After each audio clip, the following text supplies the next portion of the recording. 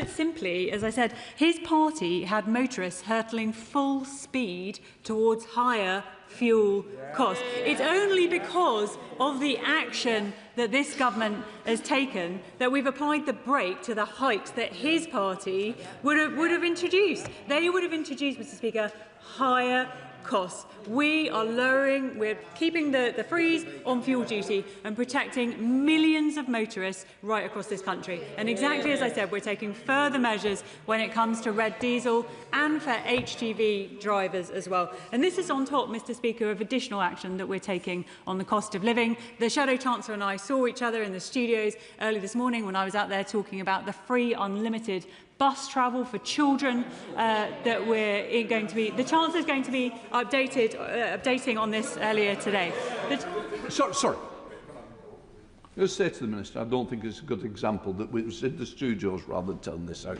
It's confirming my problem that that Sky or BBC is more important than the backbenchers who've been elected by constituents across this country are hearing it second-hand. It is not acceptable. So don't think it's a bonus to tell the House now. Speaker, the Chancellor will be coming along to the House later along today, and she's going to... Order. I think the point I was making was that you said that you were doing the studios. You're here now.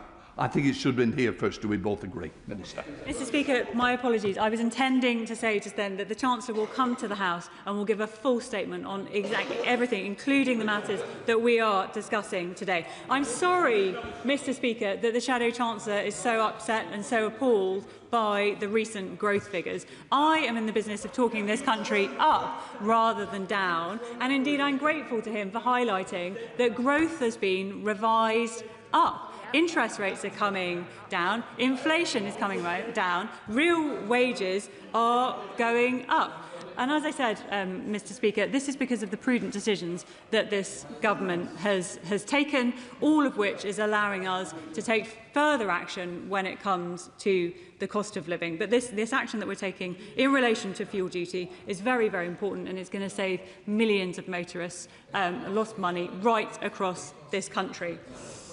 I will address, Mr. Speaker, the point on HMRC mileage rate. The Chancellor will come to this House, as I said, later on and talk about the full package. Liam Bircher of the Business. Thank you, Mr. Speaker, for facilitating this statement. I welcome the announcements on fuel duty, but I didn't hear the Chief Secretary say anything about remedies for the new costs on drivers of electric vehicles. Those new costs imposed at the last budget are suppressing demand for electric vehicles in our country to such an extent that UK automakers are having to subsidise demand by £5 billion a year. That is imperiling the future of UK automakers. It is imperiling the target of doubling automotive production by 2035. So can we have a statement about what the government is going to do to reform the Z mandate and actually get in place a plan that leads to a thriving auto industry and not a dying auto industry? Mr. Speaker, my honourable friend makes a very important point, and I know how passionate he is about exactly these issues. He refers to changes that were made at budget, and they were made with the best of intentions and from the point of view of encouraging the use of electric vehicles in this country. I believe the Chancellor may be saying something on that later on today. Daisy Cooper, Liberal Democrat spokesperson. Thank you, Mr. Speaker. Like so many Labour government announcements, the extension of the fuel duty relief later this year is too little, too late. And when we look around the world, other countries are acting now. Other countries are cutting fuel duty now. Other countries are cutting public transport costs now. And that is why we Liberal Democrats continue to call on the government to cut fuel duty and public transport costs now. So what message does the Minister think it sends to people that they'll take action later in the year when they are feeling the pain in their pockets right now? When it comes to farmers, Mr. Speaker, the government will be aware that the cost of fertiliser is going through the roof and world prices are up by 44%. So when the Minister says that there will be a further cut to red diesel, can I ask the Minister what assessment her government has made of the cumulative impact of the war in Iran on farmers? Because it's clear to me that this cut in red diesel will not touch the sides when the cost of fertiliser is rocketing through the roof. Minister. Mr Speaker, the honourable member makes a really important point about the costs that farmers are facing, but that's exactly why we're taking the steps that we're taking in relation to red diesel, which is going to cut the duty by a third, more than a third, and it's the lowest rate in over 20 years. And as I said just earlier, Mr Speaker, that doesn't just help farmers, of course, that's going to help other sectors too, including in relation to freight. But I'm afraid, Mr Speaker, as is so often the case, we hear suggestions from the Liberal Democrats, cut this, cut that, try and bring things down. The reality, the reality is that these things are never funded. And if you're going to manage, you manage the Minister, sorry. The member has asked the question. I want respect given to the Minister when she's answering the question, please. Thank you, Mr Speaker. The point is that you have to manage the public finances in a responsible way. You can't put measures in place which are not fully funded. And I wish that in some of these proposals that were being put forward, they were adequately backed up by fully funded proposals. Jim McMahon. Thank you, Mr Speaker. These are welcome announcements, and I should say to welcome the Chief Secretary to her place. The government also has a very important convening power. And one thing that residents in Oldham raise all the time is just how much they pay for car insurance when compared to other areas. And for low-paid workers, particularly those that need it for business and pay that additional premium, it is a lot of money going out every single year above and beyond what neighbouring areas will pay. So can I ask the Chief Secretary to convene the insurance industry together and see what can be done to finally address this postcode lottery? Minister. Mr Speaker, my honourable friend raises a really important issue, and I'd like to thank him for all the work which I know that he's done in this space, exactly from the point of view of trying to bring down the costs that people across the country are paying. In my old role as Economic Secretary to the Treasury, I was indeed closer to the work of the insurance sector and the work which the current Economic Secretary is now taking forward to try and ensure that prices are brought down. But I'm more than happy to convene with the new Economic Secretary and take forward the work that he suggests. Thank you, Speaker. Obviously, the Minister is not aware that the previous Conservative government froze fuel duty for 14 years, otherwise she wouldn't be coming along. And some of us lobbied for the government of the day to actually abolish the escalator, but we didn't do it. However, could I ask her one key question, and that is, with the rise in the wholesale price of fuel at the pumps, how much extra money has the Treasury obtained as a result? Mr Speaker, I'm afraid that the honourable member has entirely missed the fact that the plans that his government left in place would have meant that fuel duty would have gone up. And it is only because of the action that this government is taking that means that millions of motorists across the country will save money. Justin Mathers. Thank you, Mr Speaker. Can I welcome the efforts to support drivers at the petrol pumps?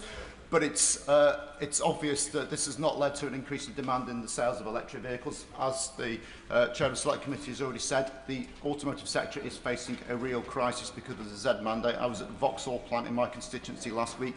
There isn't the consumer demand there. There isn't going to be the consumer demand there to meet the escalating demands of the Z mandate. Can the Treasury please use their convening power across government to bring forward the review of the Z mandate?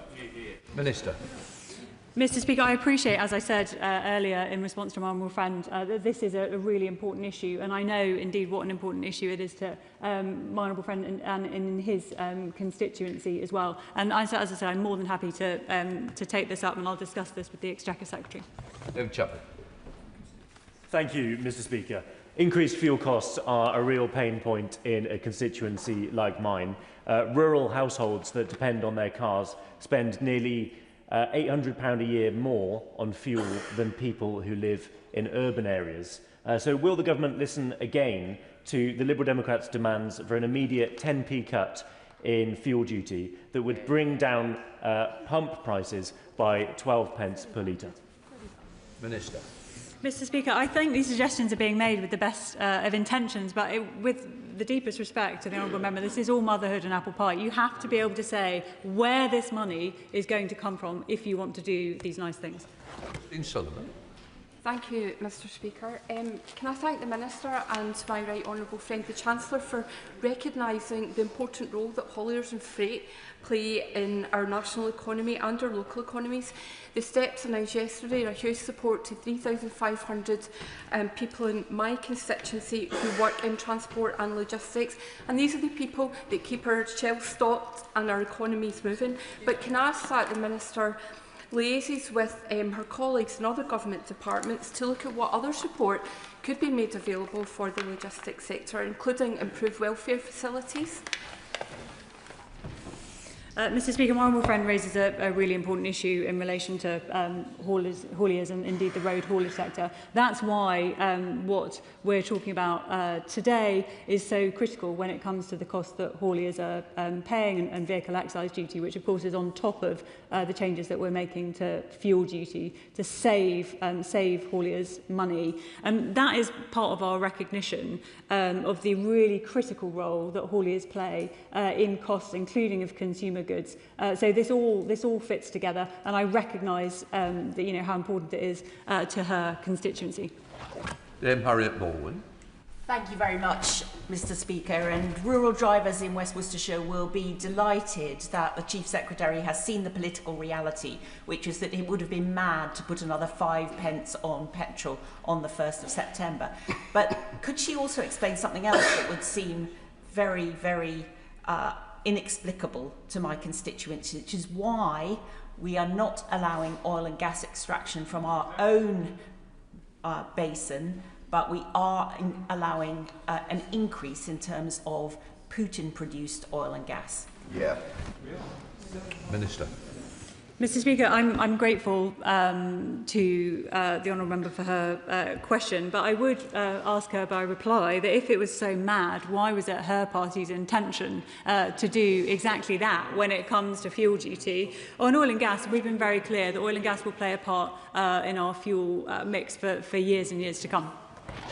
Adam Thompson. Mr Speaker, the Tories oversaw the only parliament in history where living standards were lower at the end than they were at the start.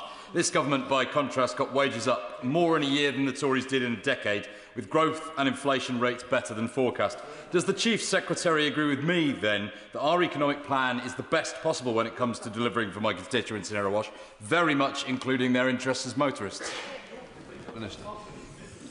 Mr Speaker, I'm grateful to my honourable friend for his question, and it's because of these fiscally responsible choices that the Chancellor has made that we've seen growth going up, and that is fiscal responsibility for a purpose, that purpose being to support working people right across this country. Charlotte Shelburne. Thank you, Mr Speaker. Mr Speaker, may I first of all welcome the Right Honourable Lady to her new role in the Cabinet. She was an excellent colleague when she was on the NATO Parliamentary Assembly, and it doesn't surprise me that she's the first to have intake to make it. So it's in that spirit, Mr Speaker, that I hope to be able to help the Right Honourable Lady in marking her career out, because 90% of my constituency is rural, and fuel increases do worry people, and they don't put that money into the economy because they don't know where it's going to go. So could the Right Honourable Lady do something which should have been done under the last Conservative government, but she has an opportunity under this Labour government? Let's just say we're not putting these false figures for raising fuel duty in, because it never happens, and it would be a much better boost to the economy if people had certainty about their fuel costs. Minister.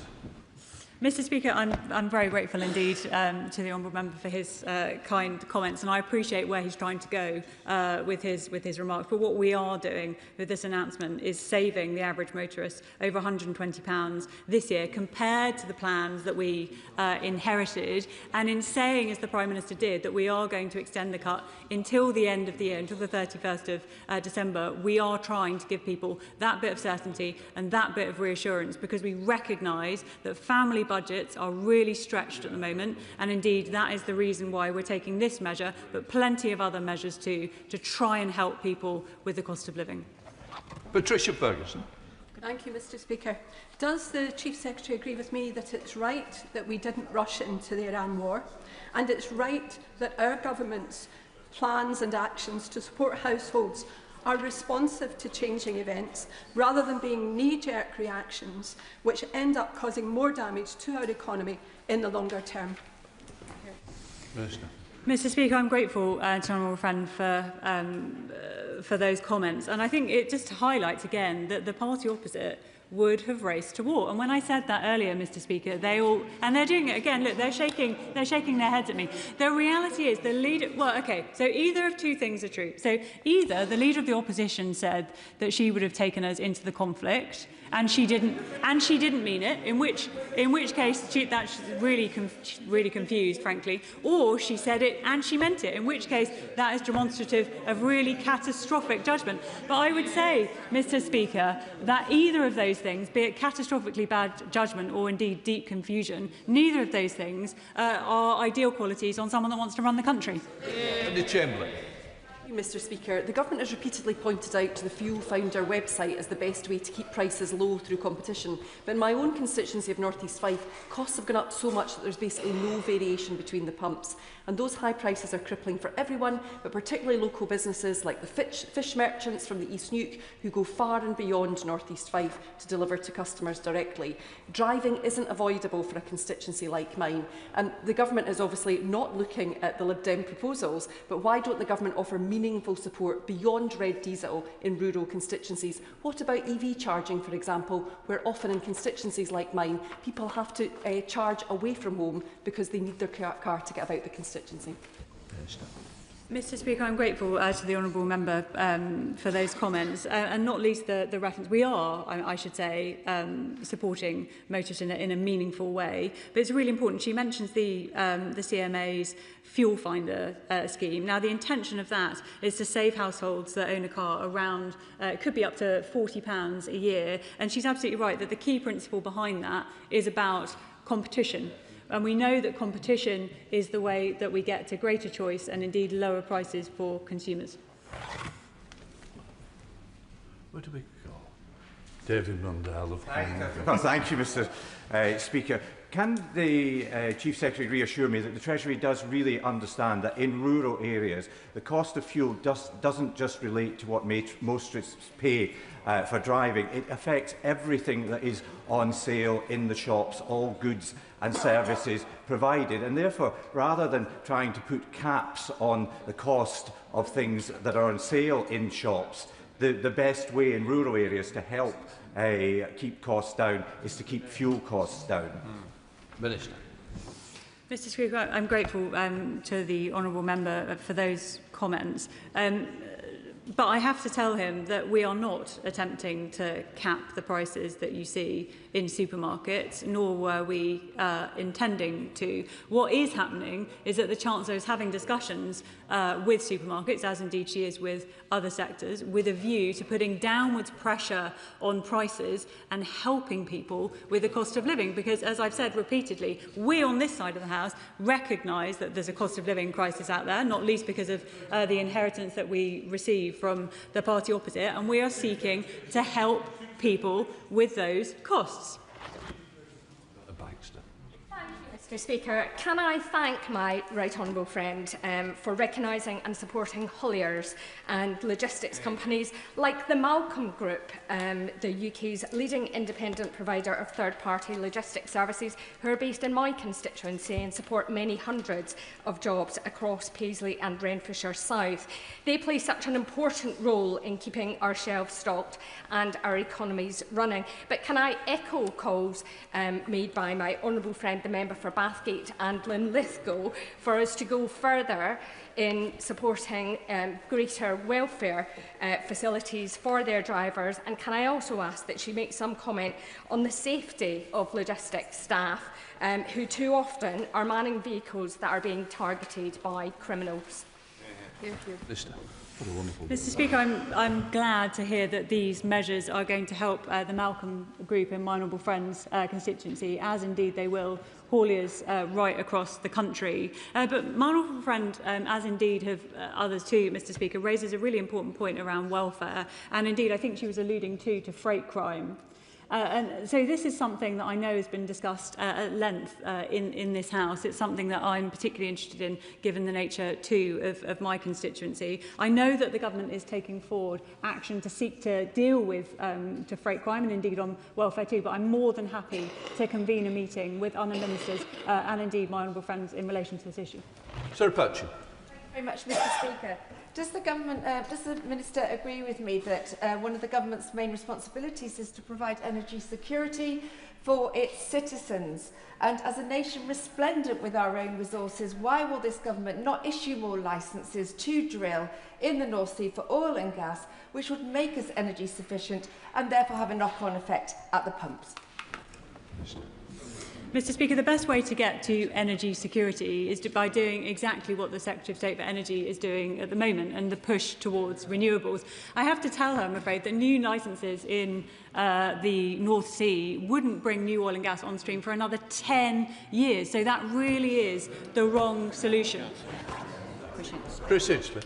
Mr. Speaker, the freeze and fuel duty will be a relief to drivers in North East Hertfordshire, but part of the reason why this is such a problem is because after the party opposite's last stint in government, public transport was left virtually non-existent in rural communities like mine. We've discussed earlier this week the enormous cost of HS2, over £100 billion.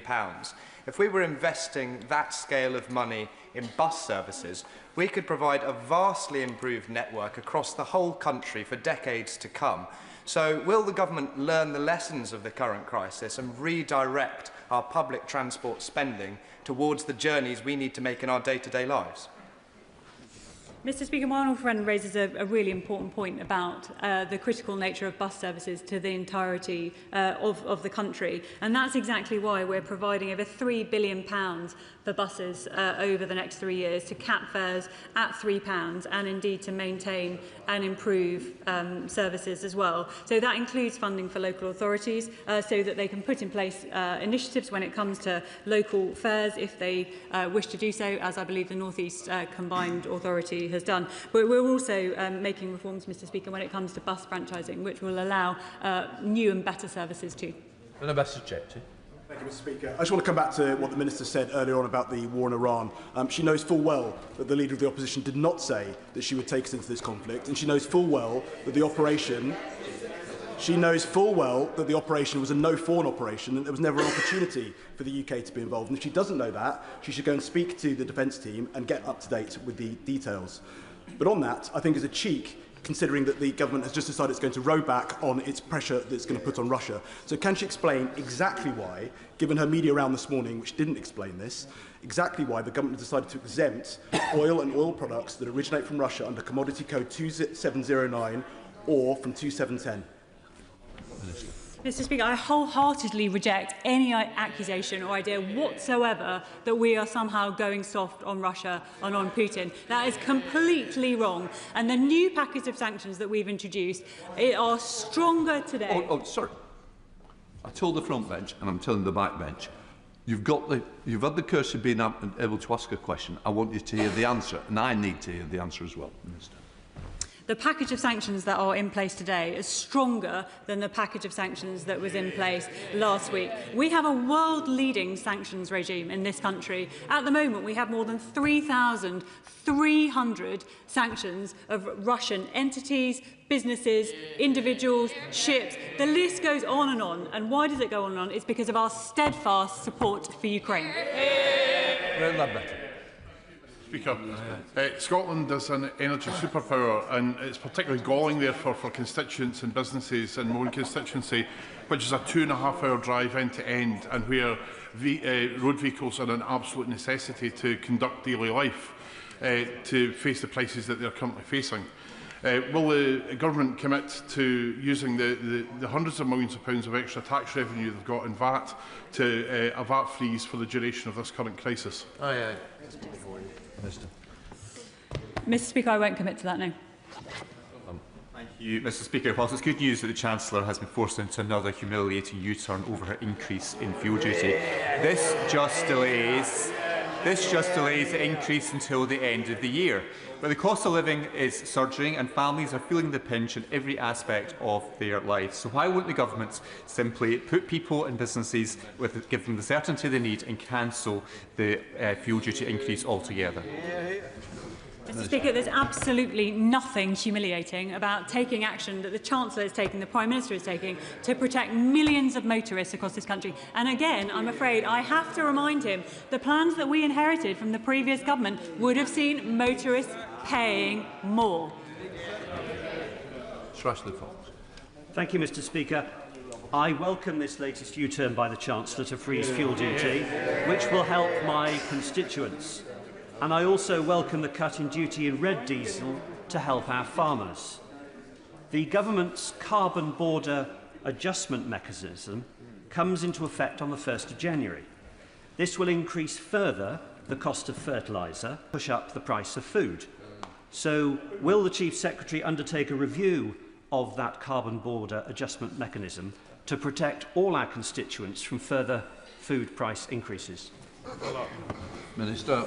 Mr. Speaker, I'm grateful for that intervention, and particularly the highlighting of the moves that we're making when it comes to red diesel, because he mentions the fertiliser costs. Now, we know that those substantially increased fertiliser costs, but also fuel, are hurting farmers. We know that, and that's exactly why we're taking the measures that we are when it comes to red diesel. So cutting the duty rate by over a third per litre, from just over 10 pence to just to 6.5 pence, which, as I said previously, is the lowest rate for over 20 years. Mr. Speaker, and can I warmly welcome the Minister to her new role. My rural North Cornwall constituency doesn't have a regular or reliable bus service. It doesn't even have a single mainline train station. So my constituents are forced to rely on their cars to get to school, work, care for relatives, not to mention the transport of goods. I welcome this modest freeze, but please will the Minister meet with me to discuss North Cornwall being part of the government's rural fuel duty relief scheme. And while we're there, perhaps I can explain how our excellent Lib Dem proposals are all fully costed. Mr. Speaker, I'm very grateful to the honourable member. I may ask that our meeting, when indeed we do meet, as I'm happy to do so, is fully focused on the matters at hand. Mr. Speaker, having worked in the oil industry, I understand the flow of oil products around the world quite well, and it's unquestionable that the government has eased the prospect of Putin's oil flowing into the UK's oil market. That's beyond doubt. So 2 questions to the Minister. One, can she explain the Treasury's calculation of the extent to which they think this move may benefit UK motorists? Can she explain why the government has decided to do this? And can she tell us what she thinks the cost will be to the government's integrity and whether it's worth it? I assume he means, Mr. Speaker, when he says to do this in relation to the licences in the sanctions regime. Yeah, okay, just clarifying. Look, these licences are specific, they are targeted, and they're going to be reviewed on a very regular basis. The reason, and he'll know, given that he understands the flows of oil so well, he'll know that licences are a very, very common part of the sanctions regime. So the reasons that these licences, the reasons that they're being put in place is such that we can stage the impact on the economy. And indeed, if you look at what the European Union is doing in relation to these issues, they're going to achieve a full ban by the end of 2026. They too are staging the impact. So this is a sensible measure when it comes to our economy. But what is not in doubt, what is totally beyond doubt, is the fact of our steadfast support for Ukraine, as I said, and the pressure that we are continuing to put with our international allies on Vladimir Putin.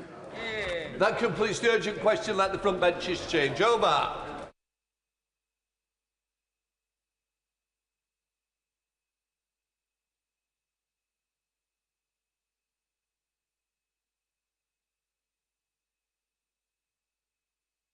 Come to business questions. Shadow Leader of the House, Jessie Norman. Thank you, Mr. Speaker. Will the Leader give the House the forthcoming business? Leader. Thank you, Mr. Speaker. The business for the week commencing the 1st of June will include Monday the 1st of June, second reading of the Health Bill, Tuesday the 2nd of June, Committee of the Whole House on the Armed Forces Bill, Wednesday the 3rd of June, remaining stages of the Railways Bill, Thursday the 4th of June, a general debate on Pride Month. Friday the 5th of June, the House will not be sitting. The provisional business for the week commencing the 8th of June includes Monday the 8th of June, Committee of the Whole House of the Steel Industry Nationalisation Bill, Day 1. Tuesday the 9th of June, conclusion of the Committee of the Whole House and remaining stages of the Steel Industry Nationalisation Bill. Wednesday the 10th of June, remaining stages of the Cybersecurity and Resilient Network and Information Systems Bill. Thursday the 11th of June, general debate on the legacy of Joe Cox, and Friday the 12th of June, the House will not be sitting. Jesse Norman. Thank you, Mr. Speaker. Mr. Speaker, it's famously true that our present Prime Minister gets 100 times more animated and passionate about the performance of his football club every weekend than he does about trivial details of social, economic or foreign policy, and still more so when it comes to defeating the enemy from Manchester. So one would have to have a heart of stone, Mr. Speaker, not to congratulate the Prime Minister on the success of Arsenal Football Club in winning the Premier League. I noticed the astonishing lack of reaction from the other side. As we United fans say, only 11 more Premiership wins to go, and Mikel Arteta will still be one short of Alex Ferguson. In this World Cup year, we remember with deep warmth and affection the heroes of 1966. I refer, of course, to the band of brothers who were so inspired by England's World Cup victory that they set up Westfields Football Club in Hereford. And I pay special tribute to the legend that is Andy Morris, not ignoring his brilliant wife, Sandra, who has been synonymous with Westfields ever since.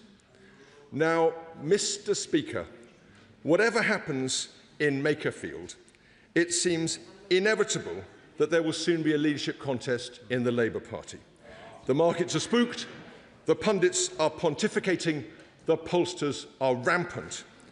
But amid all the media speculation, there is one candidate, one extraordinary dark horse, who has not yet even been mentioned. That is why I am delighted in relation to the leadership of the Labour Party to announce my strong support in his bid for the top job for the Leader of the House.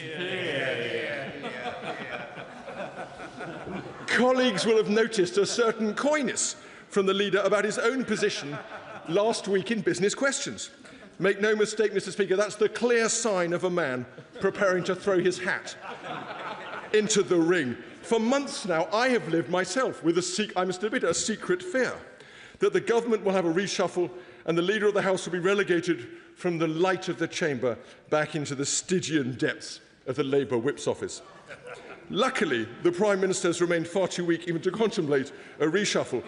But I ask colleagues across this House, and especially on the Labour benches, to contemplate that hideous prospect, that drastic loss of warmth and wit and wisdom from these proceedings. As Ben Jonson said of Francis Bacon, when he spoke, the fear of everyone was that he would make an end.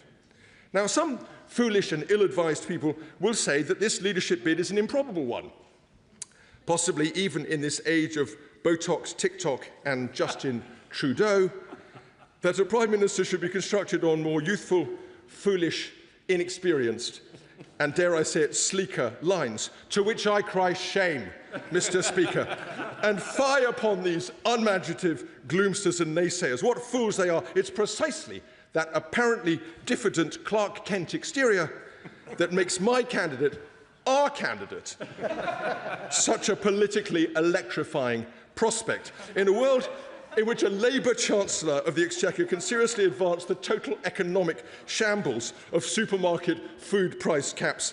Any move is on the table.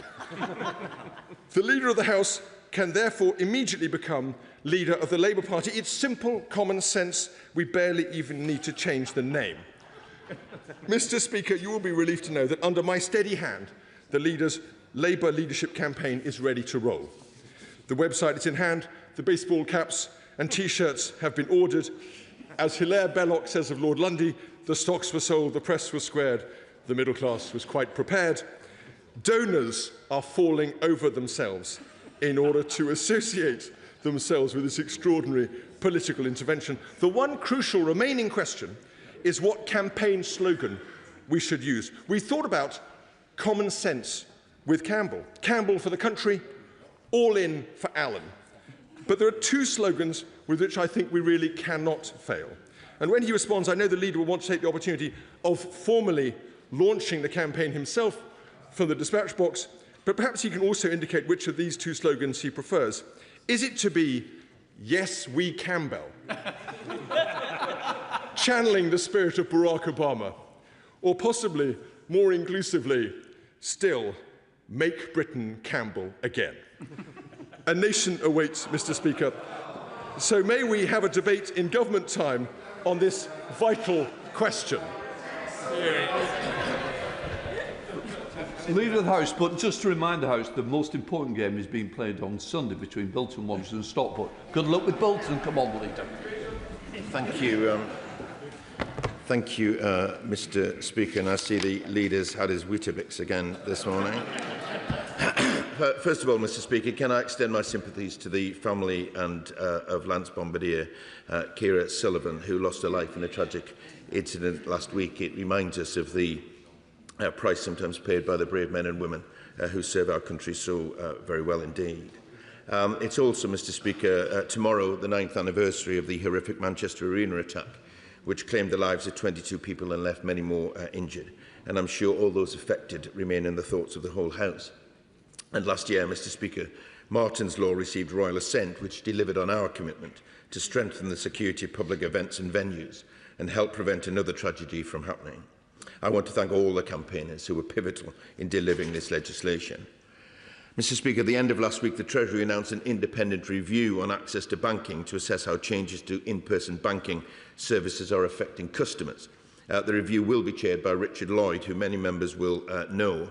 This is an issue, Mr. Speaker, which is regularly raised by members with me, and the government is committed to ensuring that everyone has access to the services that they need. Fly tipping is also an issue, Mr. Speaker, that members have raised with me frequently, and the government is listening, Mr. Speaker. Laws laid this week will require waste handlers to provide that they are qualified to transport waste. And we're tightening the net on waste criminals with tougher sentences for those illegally dumping waste and advanced background checks to put rogue operators out of business. Members will also be pleased that we're cracking down on high street crime, rogue barber shops, vape stores, mini-marts and sweet shops linked to organised crime. They'll face raids, closures and cash seizures under a new £30 million crackdown targeting money laundering, tax evasion and illegal working, which again, these are issues that have been raised in sessions such as these, Mr. Speaker, and therefore underlines the importance of the role that members play in influencing future policy and decision-making. Mr. Speaker, I also hope that members will be able to spend time in their constituencies over the recess and enjoy the warmer weather, hopefully, over the next bank holiday. And as an MP for a coastal constituency, I know how dangerous the sea can be. The RNLI's annual Float to Live campaign. And this year's campaign is being fronted by Ewan Gray from Gateshead, who, with his brother Andrew, got caught in a notorious riptide off my constituency on Long Sands Beach in May last year. And I want to pay tribute to the volunteers of Cullercoats Lifeboat and Tynemouth Lifeboat, and indeed all the RNLI volunteers who tirelessly provide a critical service in coastal towns and villages across the UK.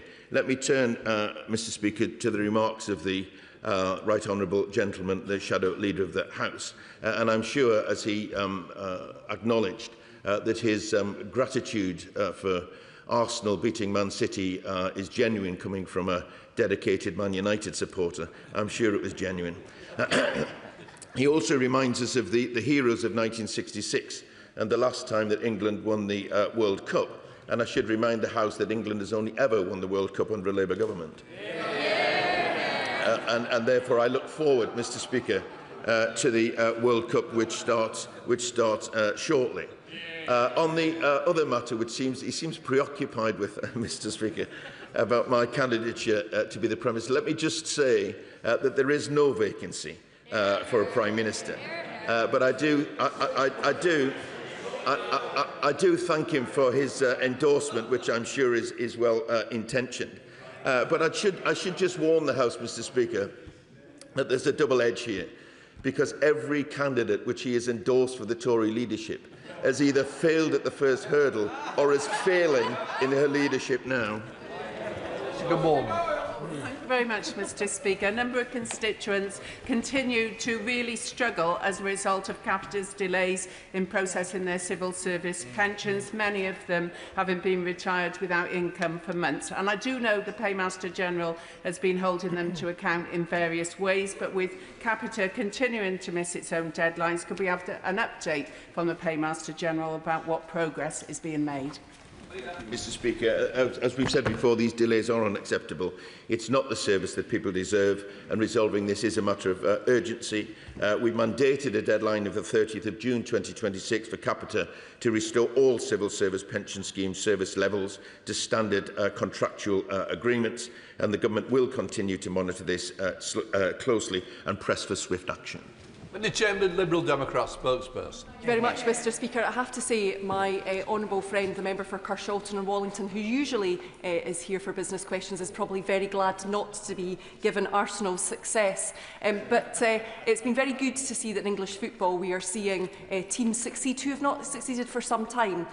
But it was a different case in Scotland at the weekend, where I congratulate Celtic on winning the league again. But as the wife and mother of Heart of Midlothian supporters, it has been a very difficult week, and I do congratulate them on the amazing season that they had. And I thank the Leader of the House for providing us with the certainty of the business for the next sitting week. It seems to be the only certainty we have. Who knows where we will be after that? The Prime Minister may well still be in post, but it's no doubt that his fading authority is doing the country no favours. We have seen how the bond markets have reacted to this uncertainty and chaos, and I fear this government is becoming a little like HS2, moving more slowly and making things more expensive for people in this country. But while the government lays out its vision, we on these benches believe a crucial piece of the economic puzzle is still missing. We will continue to make the case for closer ties with our closest allies and trading partners in the European Union, and that's a policy that the Labour Party simply cannot quite make up its mind about. And I note that the former Secretary of State for Health has made his pro-EU stall abundantly clear, whereas their candidate in Makerfield seems a little more unsure, despite his previous representations. Now, the Prime Minister's trade deal with North Korea is impressive, and I do trust that he misspoke yesterday, but we Liberal Democrats think that a UK-EU customs union is the single best way to start fixing the profound damage done to the British economy since Brexit. And so I was disappointed that Labour MPs joined forces with Reform and the Conservatives to vote down our plans yesterday for a customs union. Those red lines are deeply damaging to our economy. So will the Leader of the House impress on the Prime Minister that whatever potential leadership rivals think, the government's EU reset bill must include steps to negotiate such a customs union, because we on this side of the House will keep coming back to that issue whenever we have the opportunity to do so. Thank you, Mr Speaker. As the Prime Minister acknowledged in real time yesterday, he did misspeak about the trade deal, but he was absolutely clear about our relationship with Europe. There won't be a return to the customs union, the single market or freedom of movement, and the government came into office on that basis. We are clear, however, that it is in the national interest to be closer to Europe. It's good for us and it's good for Europe, it's good for our security, it's good for our economy. And as the Honourable Lady has said, there will be an EU reset bill coming through, and I'm sure she'll be able to put the points that she raises not just to debate but to the test of a vote. Thank you very much, Mr Speaker. Will the Leader of the House join me in congratulating Great Grimsby and Cleethorpes children's charity Sunflowers Action Group on winning by popular poll on my Facebook page a £2,000 donation from Backbench, the amusements and arcades representative body. Sunflowers provides activities, respite and trips for children with life-limiting illnesses, doing amazing work supporting families in my local area, and this donation will help them to continue to do just that. Thank you, Mr Speaker. I join my honourable friend in congratulating Sunflowers Children's Action Group on their brilliant work supporting children and their families and winning the vital funding. We're also taking action in this area, Mr Speaker, with our Best Start in Life strategy, pledging to invest £1.5 billion over the next 3 years to support early years. Bob Blackman, Chair of the Backbench Committee, re-elected unopposed. Thank you, Mr Speaker. And as we approach the end of the domestic football season, it's only right that we congratulate Aston Villa on winning the Europa League last night. And indeed, it's only a year ago that I was celebrating Tottenham winning the Europa League. So if I may say so, the most vital game on Sunday is Tottenham versus Everton, which may be In terms of the Backbench Business Committee, I thank the House, obviously, for re-electing me. And I'm glad that on the order paper, I think we have 5 members of the committee to be reappointed to the committee. So on that basis, we're going to try and meet on Tuesday, Tuesday the 2nd of June, to consider the applications.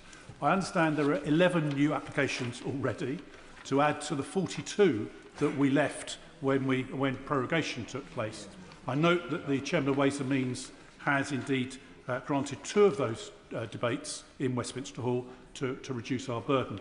I've therefore asked, obviously, the Leader for time as soon as possible in the Chamber for the Backbench Business Committee.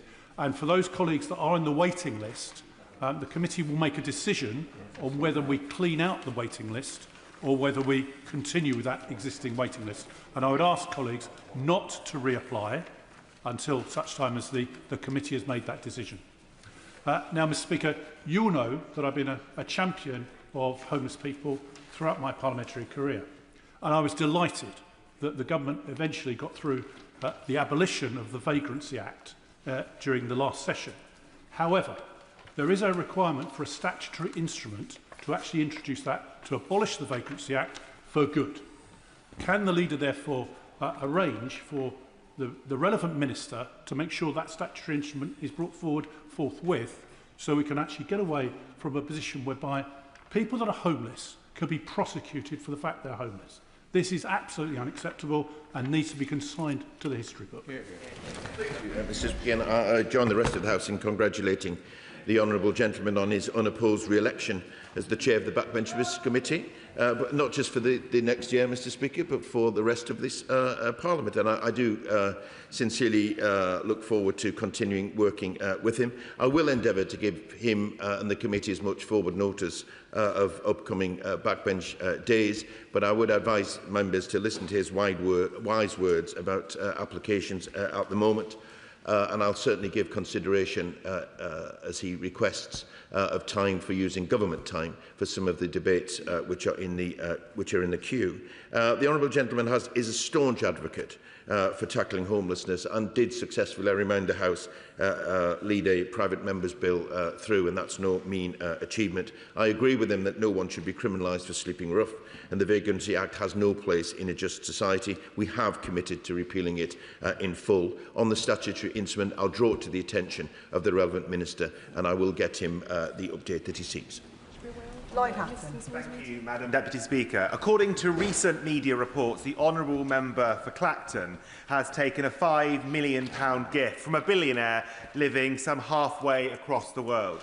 Without this Guardian investigation, we would be none the wiser, however, and there are no controls on gifts for those campaigning before a general election is called. I remain deeply concerned, as do my constituents, that there may be substantial funds making their way into British politics through the back door. Will the Leader of the House ask ministers to consider how the Representation of the People Bill could tackle undeclared cash gifts and donations? Yeah. Thank you, Madam Deputy Speaker, and I thank my honourable friend for his question. As he says, the Representation of the People Bill will give greater transparency and security around political donations, but I'll draw to the attention of the very able minister taking that bill through his concerns about perhaps the need to go further. The matters he refers to allude to very serious allegations, Madam Deputy Speaker, and I welcome the Parliamentary Commissioner for Standards looking into this matter. Thank you, Madam Deputy Speaker. I recently visited the North Coats Shooting Club in my neighbouring constituency, where hundreds of my constituents gather every week to participate in their chosen sport. There are proposals, they tell me, to merge Section 1 and Section 2 certificates for the licensing of shotguns and rifles. They are very different in the context. So could the Leader arrange for the Minister to have a look at this and perhaps report back to the House? Madam Deputy Speaker, I certainly will arrange for the Minister to look at this and report back to him, indeed to the House. And I have to say, Madam Deputy Speaker, having had some responsibility for the issues previously in government which he raises, my view is that you don't have to be a shooter to value shooting as a sport, and indeed clubs in our local communities.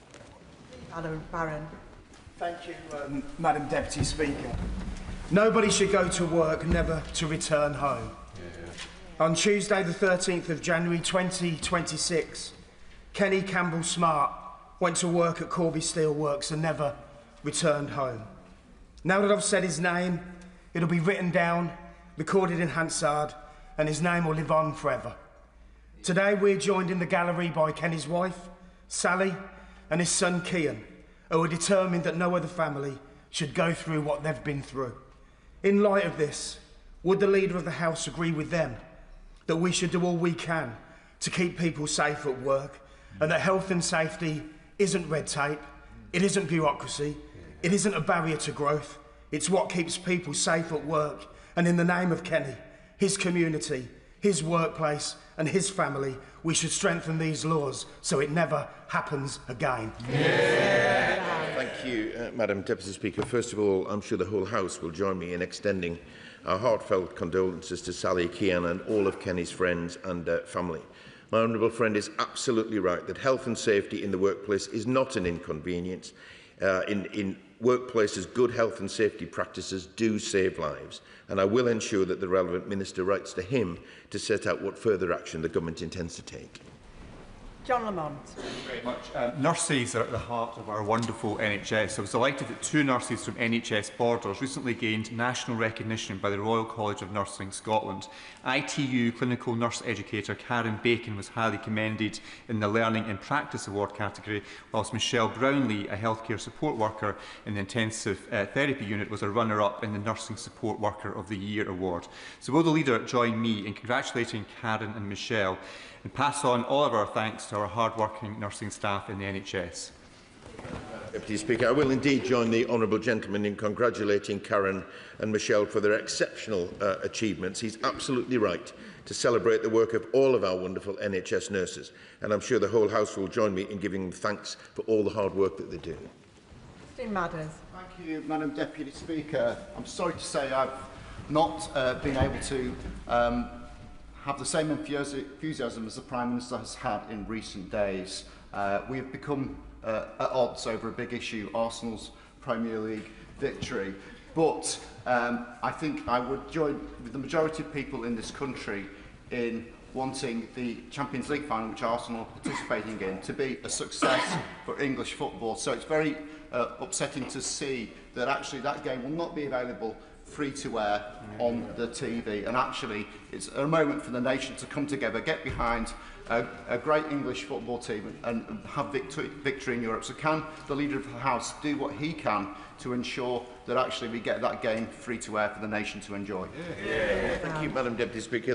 My honourable friend is absolutely right that it is right that such matches are available to people to watch for free. And I will raise his concerns with the Secretary of State for DCMS to see if there is anything that can be done. Sir John Hayes. Thank you, Madam Deputy Speaker. With the stealthy silence of knives and the deadly danger of guns in the wrong hands, crossbows cost lives. They cost the life of Louise Hunt and her sister Hannah, as the Leader will know, who were murdered by such a weapon. And so I'm delighted that the government announced in March that it is going to ban the sale of crossbows and licence new ones. That responds to calls that I made and others across the House made following that awful event. But we've heard little more. All we've heard, in fact, is that the government will consult on the detailed arrangements. No detail, however, of timetable, nothing about means or method. So will the Leader of the House update the House, or by means of a statement by the appropriate minister do so that we can be sure that there will be no hesitation, no obfuscation, no prevarication, for any of those things would cost more lives? Thank you, Madam Deputy Speaker. I just want to assure the right honourable gentleman that there will be hesitation or prevarication, because the government is committed to this. But I would gently say to him, again, having had some experience myself, we can discuss these matters and get to a conclusion, and all get to pretty much the same conclusion, but actually implementing it is often more difficult than many people think. And I would say that we shouldn't offer something which doesn't ultimately work. We need to make sure that it has the effect that the honourable members and right honourable members desire. So there is often a delay, but I will draw his remarks to the attention of the relevant minister and see if we can get that update that he seeks. Jill German. Thank you, Madam Deputy Speaker. I recently had the real pleasure of visiting Denby Youth Shed, led by the inspirational Scott Jenkinson. Youth sheds are youth-led, with young people in leadership roles shaping their own activities, ranging from upcycling old guitars to creating comfort packs for children going into care. The government has recently published the Youth Justice White Paper, where early intervention and improving consistency are clear priorities. Will the Leader of the House agree to a debate in government time on support for community-led youth organisations who are already engaging with our young people, so that ministers can outline how initiatives like youth sheds can access sustainable funding and be expanded across the country? Very good. Madam Deputy Speaker. My honourable friend is absolutely right to champion the great work of youth sheds and community organisations like them. Their work is vital to support young people in our communities. And as she rightly points out, the Youth Justice White Paper sets out how we can make the justice system fairer and more consistent. I'll draw her attention to her remarks to the attention of the relevant minister and see if we can find time for such a debate. And before I call for the next question, members should be aware that I'm aiming to finish these business questions around 12:15. So it's unlikely that we're going to get everybody in, even if the questions are very, very short. Rebecca Pollard. Thank you, Madam Deputy Speaker. I would ask whether the Leader of the House would join me in congratulating Jenny Rayner, MBE, who has managed to raise an amazing £2 million for a new wellbeing centre locally to support young people with mental health issues and to get them to a point where they have the support they need before crisis is reached. We in Reigate, Redhill, Banstead and our villagers are so proud of what she has done and achieved in terms of raising this money and supporting our young people. So would you join me in congratulating her? I'd absolutely join Madam Deputy Speaker in congratulating her. Last week was Mental Health Awareness Week, and it's vital that we continue to raise awareness of the signs and symptoms of depression and other mental health issues in young adults. And the exemplary work of people in our local communities underlines how important this is to keeping young people well. Sarah Coombs. Thank you, Madam Deputy Speaker. Angela and Terry are a couple in my constituency, and they were the proud owners of Otis, a little three-legged Shih Tzu dog. Angela, who's in her 80s, was walking Otis a few weeks ago when two Rottweilers got loose, savaged Otis terribly. Angela took him to the vets, paid thousands of pounds, but sadly Otis died. It's very brave of Angela and Terry to speak out. The community are up in arms. Please can we have a debate to talk about the owners of dangerous dogs, as it is the owners who are often the problem here, and who pays when one dog attacks another? Thank you, Madam Deputy Speaker. And I thank my honourable friend for a very important question. This is an upsetting case, and I know other responsible pet owners will also be concerned about attacks in their communities. There are powers, Madam Deputy Speaker, under the Dangerous Dogs Act of 1991 to protect the public. And we've also reconvened the Responsible Dog Ownership Task Force to explore further measures. When those measures are clearer, then I'm sure the House will want to debate them. Monica Harding. Thank you, Madam Deputy Speaker. Would the Leader of the House join me in congratulating Waterham and Hersham Football Club in my constituency, which has secured promotion to the National League South for the first time in its history, having achieved an extraordinary 4 promotions in just 6 seasons. At a time of young people's mental health concerns and online harms, and I know the House will debate this in the future, can we give some time also to supporting grassroots football clubs and sports clubs as a diversion away from online harms and for better mental health, which Waterham and Hersham so well do? Madam Deputy Speaker, I certainly congratulate the Waltham and Hersham Football Club because, again, like other clubs across our communities, they do such important work. They're at the heart of local communities, and particularly where they offer diversion activities for young people. I think they should be commended. But what she says about the importance of sport in local communities is exactly what the government is trying to do. Madam Deputy Speaker, last weekend's march saw vile, racist thugs, national figures, openly fanning the flames of hatred against British Muslim communities, saying things like, "It's time for many Muslims to leave this country. This is a war. We need to get ready to fight." There are much more vulgar and dangerous statements that I'm unable to repeat in this House. This incitement of hatred and violence against British Muslims in the heart of our capital should worry us all.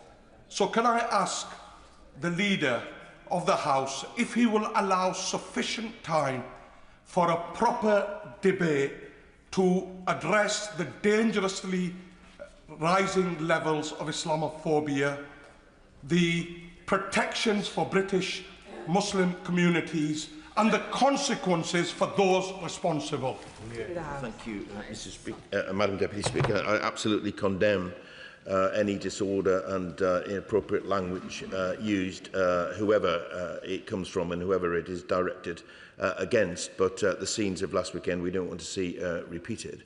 The government is absolutely determined to bear down on that. We are providing additional resources to protect places of worship, including mosques. The new legislation in the Crime and Policing Act will address large repeated protests, as well as protests outside places of worship.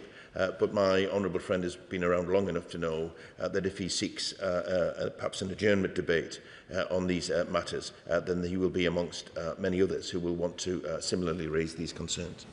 Dr Andrew Merrison. Madam Deputy Speaker, in his business statement, the Leader of the House rightly referred to fly-tipping waste criminals.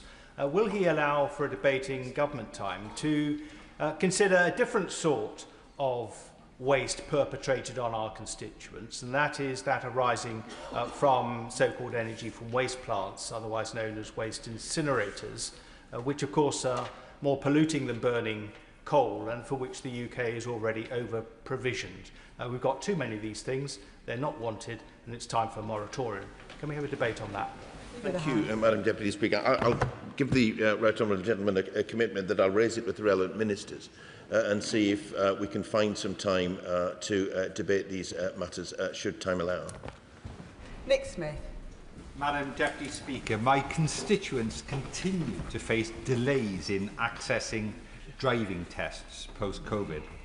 The government's important consultation covers tackling bot activity, bulk and speculative bookings, and improving access to genuine test slots. Now, a driving instructor in Blaenau Gwent and Rumney has expressed his concerns about potential booking restrictions for driving instructors and issues around examiner recruitment. So can the Transport Minister please update the House and confirm that these issues are going to be considered in the round? Thank you, Madam Deputy Speaker.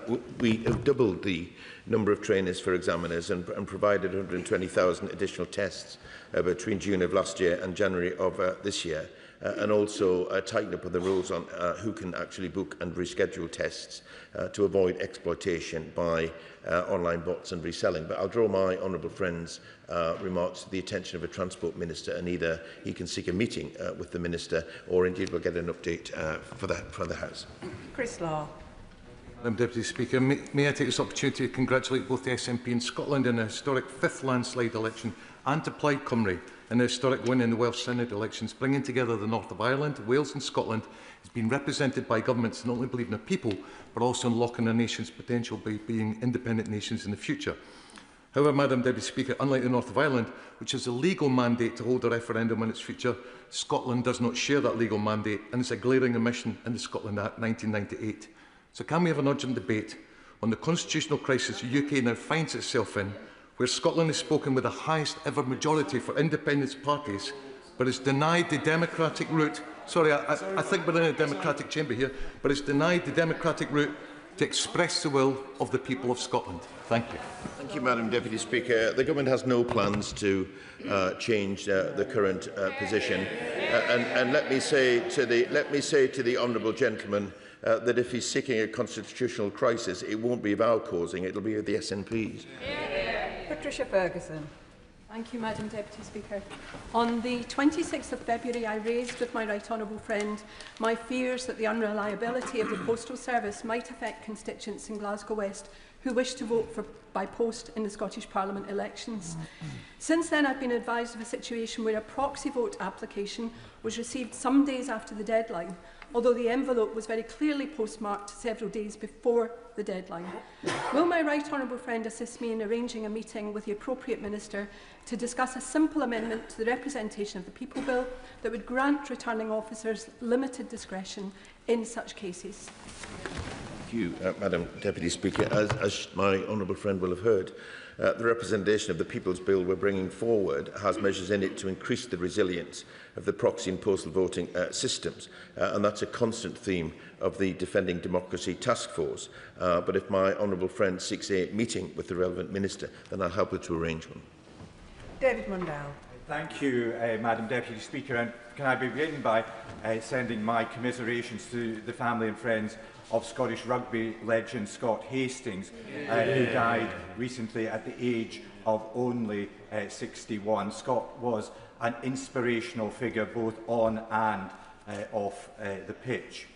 I'm sure the Leader of the House shares my concern about the outbreak of Ebola, which is affecting both the Democratic Republic of Congo and Uganda at this time, with hundreds of people have already died. Could we have an oral statement when the House returns to hear what the UK is doing in relation to preventing the spread of this outbreak? The UK played a pivotal role in stopping the previous serious outbreak in Sierra Leone, and I'm sure must have much to offer by way of expertise in relation to this one. Madam Deputy Speaker, and I certainly join the right honourable gentleman in his remarks about Scott Hastings. Rugby is not my sport, but I do recognise very much the contribution that Scott Hastings made, and we send our condolences to his friends and to his family. He raised a very important matter on the outbreak of Ebola. The UK government takes it very seriously indeed. We have, through the NHS, safe procedures in place in any such case of it coming to the UK, and specialist centres that where they can be looked after. But he raises the point about what are we doing to help other countries. The government is reacting quickly, Madam Deputy Speaker, and the Foreign Secretary has announced a further £20 million to help to contain the Ebola outbreak. Gareth Snell. Rachel Maskell. Thank you, Madam Deputy Speaker. We're not quite alike, but there we are. Madam Deputy Speaker, the levels of congestion on Wigginton Road are unacceptable. The air quality is affected for residents, people are late for their hospital appointments, and also our whole city is snarled up because the hospital doesn't have a sufficient transport plan. Will he impress on the Secretaries of State for Health and Transport the need for hospital transport plans? And can we have a debate in government time on hospital-induced congestion? Leader of the House. My honourable friend is absolutely right to be concerned about traffic and congestion in her constituency. Responsibility for managing traffic on local roads, including those near hospitals, does rest with local authorities, but she's right that it's not just about local authorities, it's about making sure that everyone has a role to play, actually plays that role. So I'll raise it with the relevant Secretary of State as she asks. Clive Jones. Thank you very much, Madam Deputy Speaker. The National Cancer Plan has many ambitious and urgently needed targets, but these will only be delivered when the government properly invests in the NHS workforce. And healthcare professionals and charities want clarity on when the government will commit to this. So can the leader urge his colleagues in the Department of Health and Social Care to update the House on when the workforce plan will be launched? Madam Deputy Speaker, he raises an important point. The Government is absolutely committed to making sure that we have the workforce in place to deliver the changes in the NHS that are absolutely necessary in cancer, but in other areas as well, where we're delivering record investment. Waiting lists are down by over 400,000. I think that's the lowest drop for some considerable time, but I will raise his specific concerns about when with the Minister and get him a response. Emma Lewell. Madam Deputy Speaker, for years now I've been trying to help a constituent who is subject to repeated identity fraud via their NHS records. Meetings with ministers have been cancelled or refused. Questions and letters to the Home Office, Justice and Health Departments always result in the same response. It's not their responsibility, there's nothing they can do. This is impacting on my constituents' daily life in so many ways. Can my right honourable friend please use his good offices to help? Madam Deputy Speaker, I'm sorry to hear of the experiences my honourable friend's constituents. If she lets me have the details, Madam Deputy Speaker, I will raise it with the relevant departments and see if we can get the answers that she seeks. Sarah Ball. Thank you, Madam Deputy Speaker. I want to raise a case of gift card fraud. My constituent, Nigel Bannister, was recently given for the birthday present a gift card, but by the time he came to redeem it, the money had gone. Now, this is a rising trend where people are going in and taking a photograph and stealing the PIN details and reclaiming it before someone else can. And these are obviously publicly available in the supermarkets. So can I ask for a debate in the government's time about this rising trend, because it caused £18.5 million of loss in the years 23 to 24? Good question. Deputy Speaker, this is a concerning matter that the honourable lady is absolutely right to raise. I will take it up with the relevant departments to see what level of awareness they have and what they intend to do about this. But should she seek an adjournment debate, then perhaps she can hear directly from a minister. Michael Wheeler. Deputy Speaker. A recently elected Reform Councillor in my Worsley and Eccles constituency believes the best way to regenerate Eccles, which he described as a problem area, is to turn it into the UK's Dubai. However, it might surprise him that the council has already brought the town centre into public hands, and during the consultation not one single actual resident raised the prospect of Debeckles. Our communities need regeneration led by genuine involvement of local people, like that being delivered in Brookhouse and Peel Green through Pride in Place. Will the Leader of the House consider a debate on government time to ensure that local people lead in how their towns are regenerated? Thank you, Madam Deputy Speaker. My honourable friend is a great champion for regeneration in his area, and his commitment to that stand in stark contrast to the approach of the Reform Council that he refers to. As he will know and the whole House will know, the Government is already taking action to regenerate our high streets with a £5.8 billion Pride in Place funding to deliver for places like Eccles. But I will think about whether or not we can find some time to debate the success of that programme. Sir Ashley Fox. Deputy Speaker, in February I asked the Minister of State for Health about access to dentists in rural areas. The Minister said from the dispatch box that he would write to me with the numbers of how many more dental treatments had been provided in my constituency and Integrated Care Board. I was concerned when the Minister replied that Somerset ICB delivered 5,559 fewer NHS dental treatments in the 7 months to October 25 compared to the same period before the election. That is 4% fewer dental treatments in Somerset under Labour. So can we have a statement from the Minister to explain why dental services in Somerset are getting worse under this government? Thank you, Madam Deputy Speaker. I'm not sure the honourable gentleman should necessarily draw that conclusion, because he will be aware that the government is committed to improving access, but he will know that takes some time to turn around the system which we inherited. But he's right that if he gets information from ministers, he should get an update as well on the progress that we're making. And I'll make sure that he gets that from the relevant minister. Leanham. Thank you, Madam Deputy Speaker. I would like to pay tribute to Councillor Angela Loughran, who sadly passed away. She first represented the Manor Ward in '97, and for nearly 30 years she tirelessly worked for her residents. She was a true public servant, a previous teacher, and will be greatly missed by her friends, family and the wider Stafford community. Now, in a recent survey of more than 500 residents, 61% cited the return of an indoor market in Stafford as their top priority. And I'm campaigning with residents for that. A lively all-day destination that draws in people from across the town and beyond and will create local jobs. Would the leader grant a debate on the contribution of indoor markets to local economies in towns like Stafford?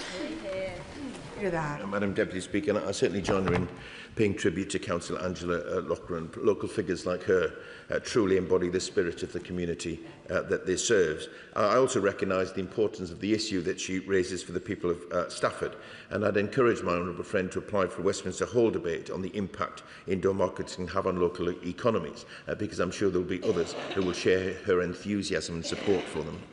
Robert Jenrick. A student on a night out is stabbed multiple times with a 21-centimetre long knife. He's lying in a pool of his own blood, literally drowning in his blood. The police come to the scene. Instead of doing everything that they can to save his life, they handcuff and arrest the lad because there's an accusation of racial abuse. This is a scandal. Will the Home Secretary come to the House and say what she's doing to investigate the way the police conducted this matter? And can we have a debate on two-tier policing, which is doing so much to undermine respect for the police and for the rule of law in this country?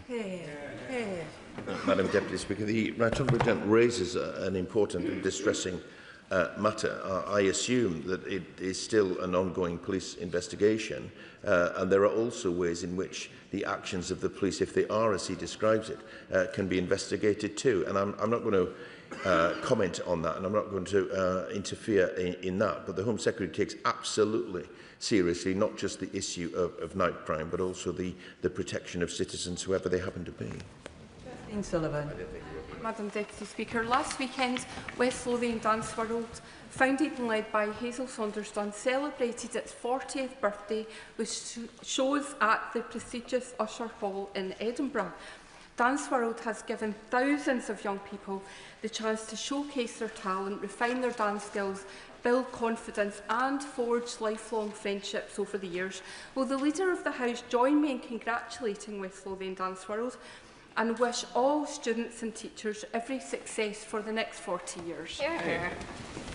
Madam Deputy Speaker, absolutely join my honourable friend in congratulating West Lothian Dance World for their remarkable 40th year anniversary. And as she points out, dance is a brilliant way to support young people and ensure that they build their confidence. So I praise not just the students but also their teachers for their commitment, and I wish them every success in the future. Peter Fortune. Thank you, Madam Deputy Speaker. And whilst there's been some talk of the shenanigans of some minor football teams, it would be remiss of me not to mention the mighty Bromley FC, the only English Football League club blessed with a Conservative MP, who have been crowned champions of League Two, probably as a direct result. Madam Deputy Speaker, I recently met with Lorraine and Satvir at one of my surgeries, who are both Vodafone franchise holders and employ a lot of people in the local area. They signed a contract in good faith relating to fluctuation of commission rates, so that when Vodafone cut that commission rate by 50%, they were left out of pocket, and they felt that they were treated in bad faith.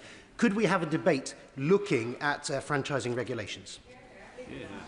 Speaker, I suggest that the honourable gentleman seeks an adjournment debate, because if that is happening in his constituency, it might be happening elsewhere, and I'm sure there will be other colleagues who would want to hear directly from a minister on what the government intends to do.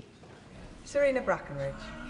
Speaker, will the Leader of the House join me in recognising the remarkable work of the Susan Vickers Foundation, changing lives for care-experienced families by a care-experienced team, and now including free rail travel and cinema access thanks to partnership with L&R, West Midlands Railway and Cineworld? And will he also commend Rethink Mental Illness and all community groups involved at the hub at Wolverhampton Station as they mark their first year helping thousands across our city?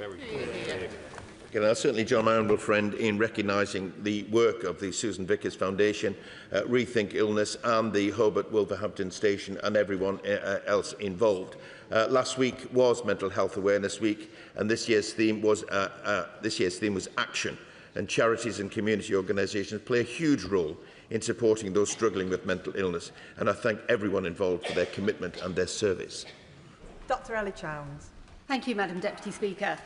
Earlier this month, I was delighted to at last receive a response from the Department for Work and Pensions to a letter I'd written them on the 25th of November last year, raising a constituent's case. More than a 5-month delay when the original acknowledgement had said that they aimed to get back to you within 15 days. These delays are unacceptable, and this is by no means an isolated case, had multi-month delays on several other cases. So, can we have an update, please, from the Leader of the House on what the government is doing to improve departmental complaint processing times so that constituents and MPs can get a response within a reasonable time frame?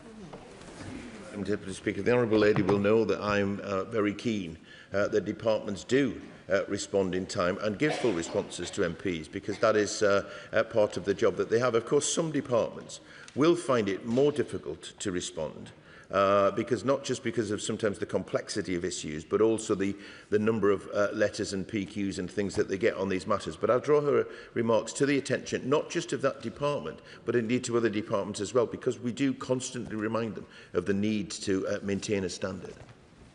Lillian Jones. Thank you, Madam Deputy Speaker. According to a CBI report published in 2025, the contribution of the wood panel industry to the UK economy was at £1.1 billion GVA. Now, given that significant contribution, will my right honourable friend make time for a debate on how the government's industrial strategy will support the UK timber and wood sector, including measures to strengthen domestic supply chains, increase the use of sustainable British timber in construction and support rural jobs and net zero ambitions? Deputy Speaker, my honourable friend is absolutely right to raise these matters on behalf of her constituents, but other rural areas as well.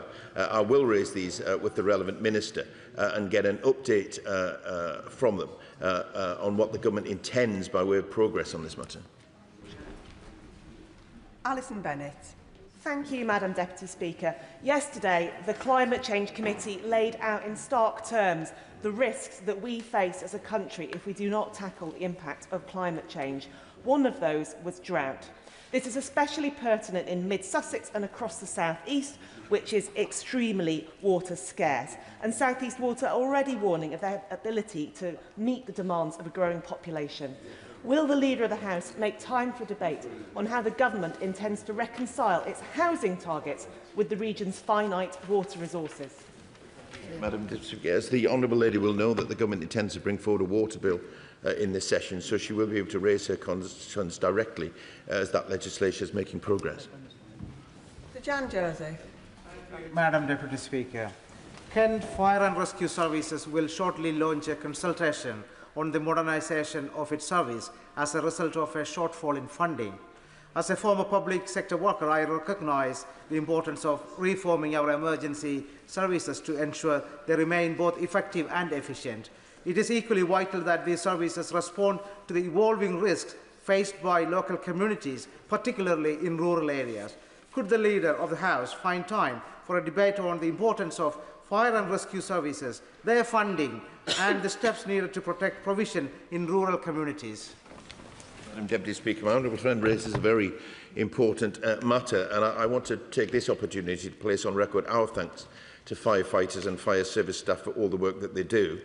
He will know that the government is committed to working with the fire sector to make sure that the funding system remains fair and responsive, but I'll make sure that the relevant minister hears his concerns. Will Forster. Deputy Speaker, Woking's only brewery, Thurston's, is sadly closing down.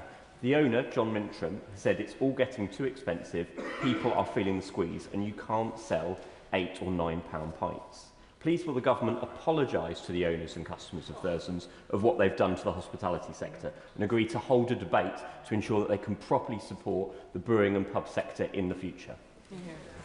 Very much indeed, Madam Deputy Speaker. I don't accept the premise of the honourable gentleman's question, because this government has done a great deal to support the sector and continues to do so. But the hospitality sector knows, and he will know, that the best way in order to help the hospitality sector is to get the economy growing, to make sure that they've got money, people have got money in their pockets in order to go out and spend it in the hospitality sector. And that is the first priority of this government to make sure that we tackle the cost of living crisis and that we get the economy growing. Thank you, Madam Deputy Speaker. Hoarding disorder is a distinct mental health condition, although often confused with OCD. It causes individuals to fill their homes with items they feel unable to discard, even when it causes danger and risks physical injury. In the UK, it is believed that up to 3 million adults suffer from this chronic and progressive condition. So does the Leader of the House agree with me that it is now time to have a national hoarding strategy offering a consistent, comprehensive approach to care, prioritising early intervention and clear pathways for specialist mental health support? Madam Deputy Speaker, my honourable friend is absolutely right to raise this matter. The impact of hoarding can be severe. There are no plans for a specific hoarding strategy, but the Government has announced plans for a new mental health strategy which will seek to provide the right support to people with a mental health condition. The call of evidence, Madam Deputy Speaker, is live now, and I'd encourage my honourable friend and others across the House to contribute. Deputy Speaker, my young constituent Alex is paralysed after a dreadful road accident a couple of months ago. He wants to return to Loughborough University for his third-year studies as soon as possible. He's been told by the wheelchair services team that he has to have a 27-kilogram wheelchair to start with, then have a different one, and that's what everyone gets, even though he'll never have the strength to operate it himself as it's too heavy. The staff know this, Alex knows this, his parents know it, but there seems to be no way to stop the madness and waste to get him a wheelchair that meets his needs. So can I ask the Leader of the House, please, to speak to the Secretary of State for Health and Social Care to review the NHS wheelchair policy so patients have appropriate equipment from the outset, rather than wasting money and time and causing patients and their families such unnecessary distress? Madam Deputy Speaker, I'm sorry to hear of the experiences of Alex, because the Government wants to see a situation where individuals get the support that they need, not just generalised support. So I hope that the people that make these decisions are listening to what the Honourable Lady has said, but also I will draw it to the attention of the Minister to get an update on what the Government is prepared to do on this. David Williams. Thank you, Madam Deputy Speaker. Recently, I attended an incredibly informative SEND roundtable organised by PEGIS, that is the Parent Engagement Group in Stoke-on-Trent. As we know, in this place, we make our best policy when we listen to people who have real lived experience. Therefore, would the Leader of the House please join me in recognising the incredible work of Michelle and the PEGIS team, who have worked tirelessly for many, many years to ensure the voices of families are heard. Thank you, Madam Deputy Speaker. And I certainly join my honourable friend in recognising the incredible work of Michelle and the Parent Engagement Group in Stoke for their work making sure that the voices of families are heard. This Government is absolutely committed to making sure the SEND system works for every child, and our Education for All bill announced in the King's Speech will make sure that every child is able to thrive. Thank you, Madam Deputy Speaker. Honourable members will remember the harrowing images of 3-year-old Aylan Kurdi, who was found lying dead on a beach in Turkey after drowning when the boat that he and his family were on sunk. A Reform candidate at the 7th of May elections described that situation as blaming it on his parents' greed. He was very close to winning, but today East Sussex Conservatives have done a deal that have allowed Reform to take control of East Sussex County Council, despite Eastbourne voting against that. Will the Leader grant an urgent debate on how towns like Eastbourne can be governed by those that it actually votes for? Thank you, Madam Deputy Speaker, and I'm appalled to hear of the comments of the Reform candidate. And as for the coming together with the local Conservative group in order to run the council, I just advise both of them, be careful who you get into bed with. Melanie Ward. Thank you, Madam Deputy Speaker. And there's been some talk about football, but what I think we should actually all be celebrating is the glorious victory of Wraith Rovers in the Challenge Cup. Madam Deputy Speaker, results from a survey of Burnt Island residents that I've conducted suggest that 87% of people experience difficulties using Burnt Island Station due to the lack of step-free access. For railway users across my constituency, including in Cowdenbeath and Kinghorn, who face similar barriers. This is unacceptable and makes life harder for those with mobility issues, luggage, buggies and bikes. Does the Leader of the House agree with me that Network Rail should prioritise accessibility upgrades at these stations, and will he make time for a debate on railway accessibility? Thank you, Madam Deputy Speaker. The Government is absolutely committed to improving the accessibility of the railway, including through the Access for All programme. And I'm sure Network Rail will have heard my honourable friend's comments. The Railways Bill also includes legal requirements to ensure that the interests of passengers, including those with accessibility needs, will be at the heart of decision-making on the railways. And I'm sure my honourable friend will want to make her voice heard during the passage of that bill. Madam Deputy Speaker, during a recent visit to DHL in my constituency of Runcorn and Helsby, I heard yet again about the growing financial burden of the Merseyflow bridge tolls on those travelling to work. DHL wants to expand its operation in Runcorn and double its workforce, but is struggling to attract people because the bridge tolls have become a costly barrier to employment and economic growth. Will the Leader of the House agree to a debate on the economic impact of the bridge tolls in communities like Runcorn and Helsby? Deputy Speaker, the Government is absolutely clear that we want to see the economy grow and companies grow, and nothing should get in the way of that. But I will draw her remarks to the attention of the Transport Minister. But she might also want to seek an adjournment debate where she can hear directly from the Minister. And with the final question, Lawrence Turner. Madam Deputy Speaker. In Birmingham Northfields and across the country, many reports of inappropriate HMOs prove to actually be poor quality supported exempt accommodation. At their best, SEAs can provide a valuable service, but at their worst, they can be a byword for neglect, antisocial behaviour, exploitation and serious organised crime. So please, can parliamentary time be found so that we can discuss the need to bring forward that proper regulation and end the unacceptable blight on many of our constituents' lives? Thank you, Madam Deputy Speaker. And I thank my honourable friend for raising the issue of HMOs, matter which has been raised with me on a number of occasions. Local authorities do have the planning powers to limit the proliferation of HMOs, but we do keep regulations under review. I'll give consideration to his request for time for a debate, but I'll also make sure that the relevant minister hears his comments today and gives him an update urgently. And that concludes business questions. I have got a list of members who were unsuccessful in catching my eye today, but can I just ask members to reflect on the length of the questions that they're asking? It's really difficult to get everybody in with such long questions. We now move on to the statement, and before we come to the statement, I'll just let the Chancellor get in her place.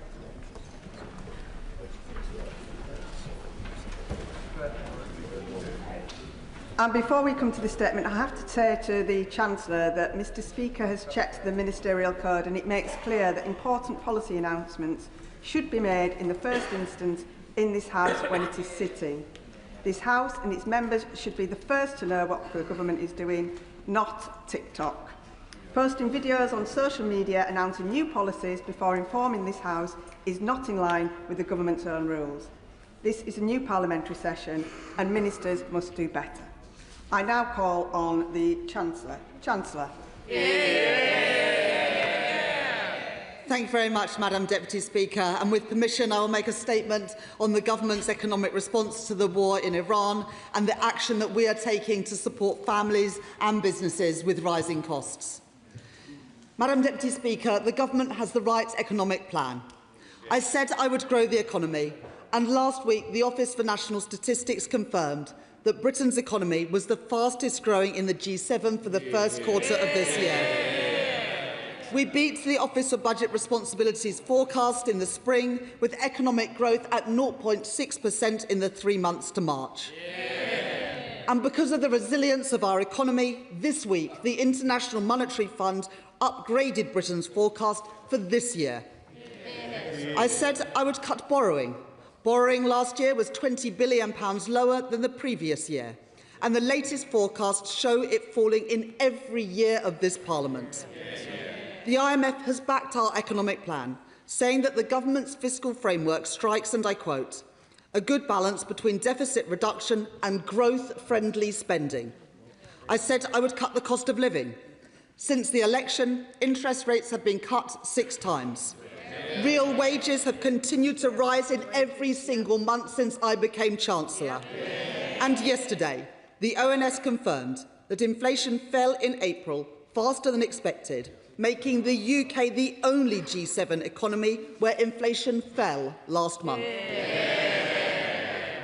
Madam Deputy Speaker, we have the right economic plan, but the conflict in the Middle East poses a significant challenge to the world's economy, including our own. I have not shied away from my criticism of the war. I believe it to have been a mistake. Nor have I ignored the costs that it will bring to bear on the British people. I have been clear-eyed about my duty to do what I can to support families and businesses, to be responsive to a changing world and responsible in the national interest. Next week, Ofgem will confirm the level of the energy price cap that will apply from July. I know that any increase will be felt by families. Because of the decision that I made at the budget last year to cut £150 from energy bills, we have lessened the impact of rising prices, and current external forecasts suggest that the cap from July will be at a similar level to the cap in April last year. We stand ready to act if market conditions worsen significantly later this year, and I have been leading cross-government contingency work on design of potential future targeted and temporary support. For businesses, any support will also need to be carefully targeted at firms most exposed to the crisis. But while many firms have been insulated from recent price rises through fixed-price contracts, there are sectors that face particular structural issues related to energy costs. That is why we have already increased support for our most energy-intensive industries through the British Industry Competitiveness Scheme, and we've brought that forward. And it is why we have also built resilience in our critical infrastructure and industrial strategy sectors, where supply chains are critical for growth and security.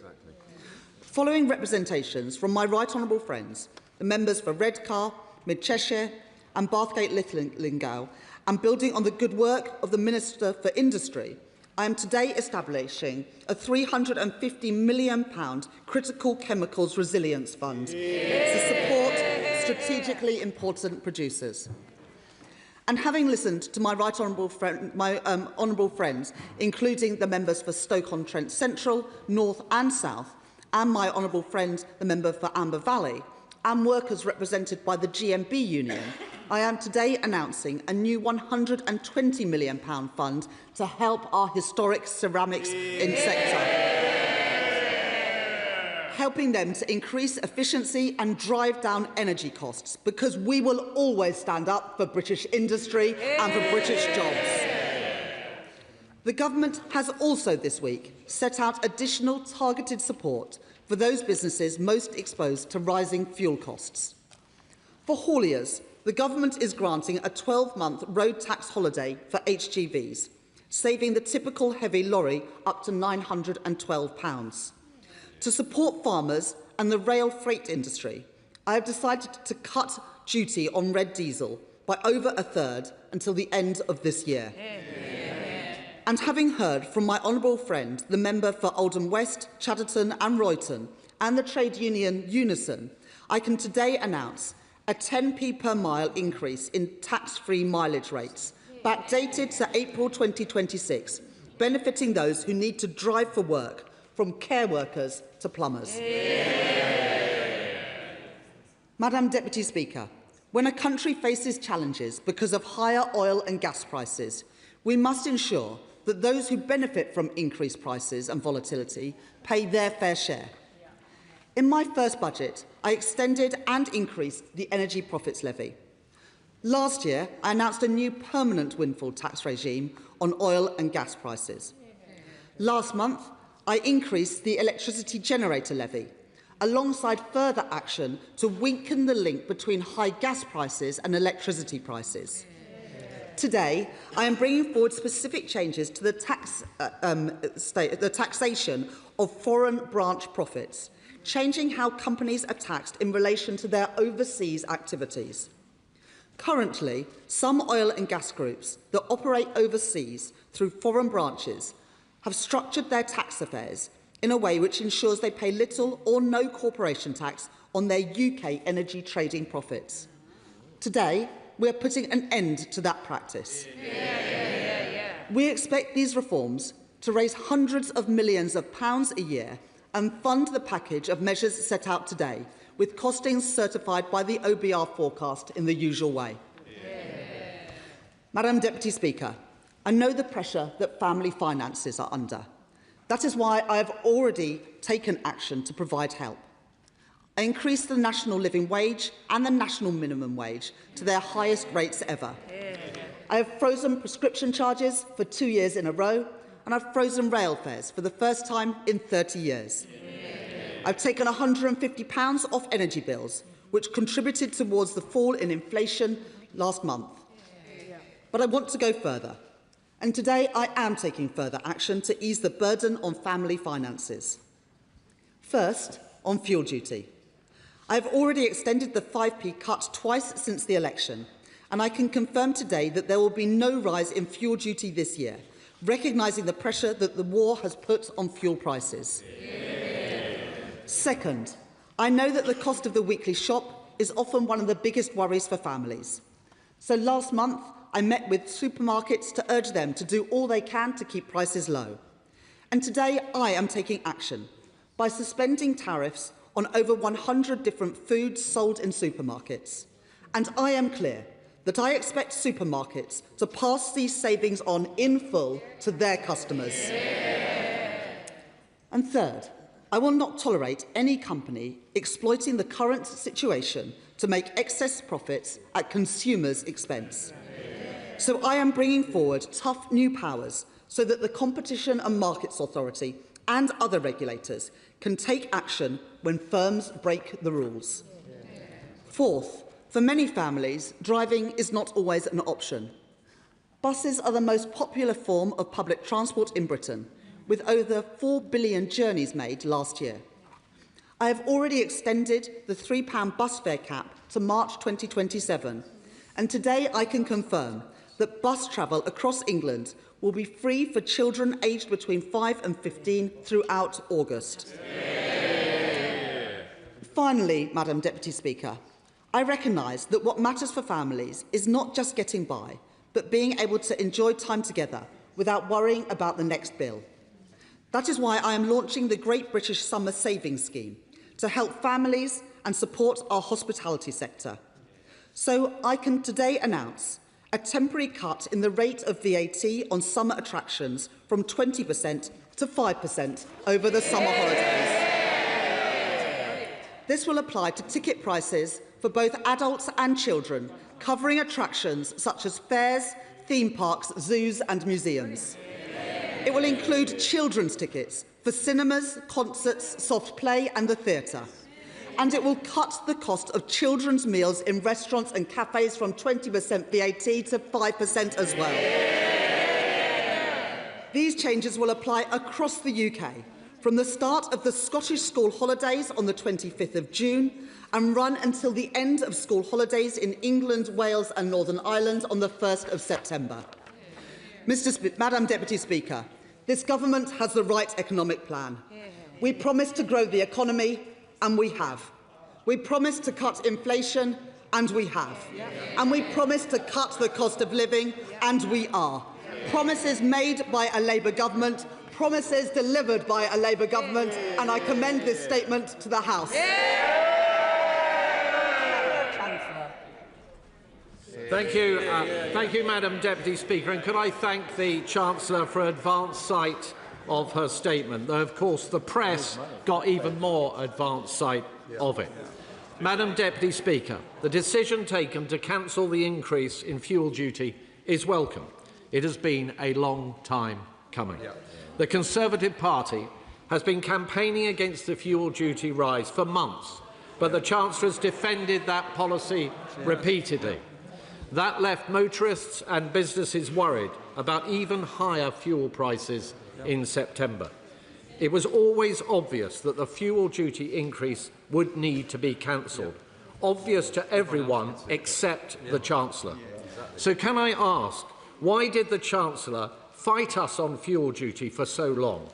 Why has she been so hell-bent on raising fuel duty during an energy crisis? Well, inevitably, Madam Deputy Speaker, the U-turn has finally come. But, Madam Deputy Speaker, it is astonishing to hear the Chancellor claiming that the government can afford to help households because the forecasts have improved. Is the Chancellor seriously suggesting that the economic outlook is now better than at the time of the last fiscal forecasts, when we have had the Iran conflict, to which our economy is highly exposed thanks to this government's ruinous choices? The Chancellor has just pointed to the IMF forecast being upgraded this week. But let's be very clear about what is going on here. The IMF adjusted their growth forecast for this year up slightly to 1%. But until April, they were forecasting 1.3%. So where exactly is the supposed growth dividend? Will she directly address that point? This is exactly the same game that the government played last year when they U-turned on cuts to the winter fuel payment. They claimed then they were U-turning because the economy was improving, when of course it was due to political pressure. Nobody brought it then, and nobody is buying it now. Once again, we have a weak government caving into the inevitable after spending months defending a truly terrible decision. Madam Deputy Speaker, the Chancellor claims the measures announced today will be funded by a number of different tax measures. But most of the measures she mentions are already in place and baked into the OBR's forecasts. So given the Chancellor has not announced any measures to control government spending, can she confirm that, in fact, the measures she is announcing today will be funded at least in part by yet more government borrowing? And can she confirm whether fuel duty rates will still be rising to the same level as previously planned after December, or whether today's announcement will mean a permanent reduction in fuel duty? Madam Deputy Speaker, whilst we on this side of the House welcome some of the measures the Chancellor has taken today, like the increase in mileage allowances, this is all very minor compared to the inflation this government have fuelled since coming into office, and the tax rises that the Chancellor has imposed. Today's announcements will bring little comfort to the hundreds of thousands of people who have lost their jobs, to the countless businesses that have folded, and to those high streets which are now hollowed out. The reality is that we are in a terrible position to deal with the consequences of this latest energy crisis, thanks to the actions that this government has taken. The Chancellor claimed growth is up. It is actually down. She claimed borrowing is down. It's 75% up compared to the plans that she inherited. She claimed she's fighting inflation. We have the highest inflation in the G7. She claimed she's cutting energy bills. Energy bills have gone up under this Labour government. And of course, she didn't mention unemployment. On the energy, Madam Deputy Speaker, on energy, this government have made a conscious decision not to exploit our own natural resources in the North Sea, weakening our economy and our energy security, whilst importing oil from Putin's Russia at the cost of Ukrainian lives. Families and businesses are facing rising costs and rising taxes. People are losing their jobs. The country is hurting. If the Chancellor was serious about the challenges we face, she would commit to getting spending down, tackling the benefits bill, getting taxes down to strengthen our economy.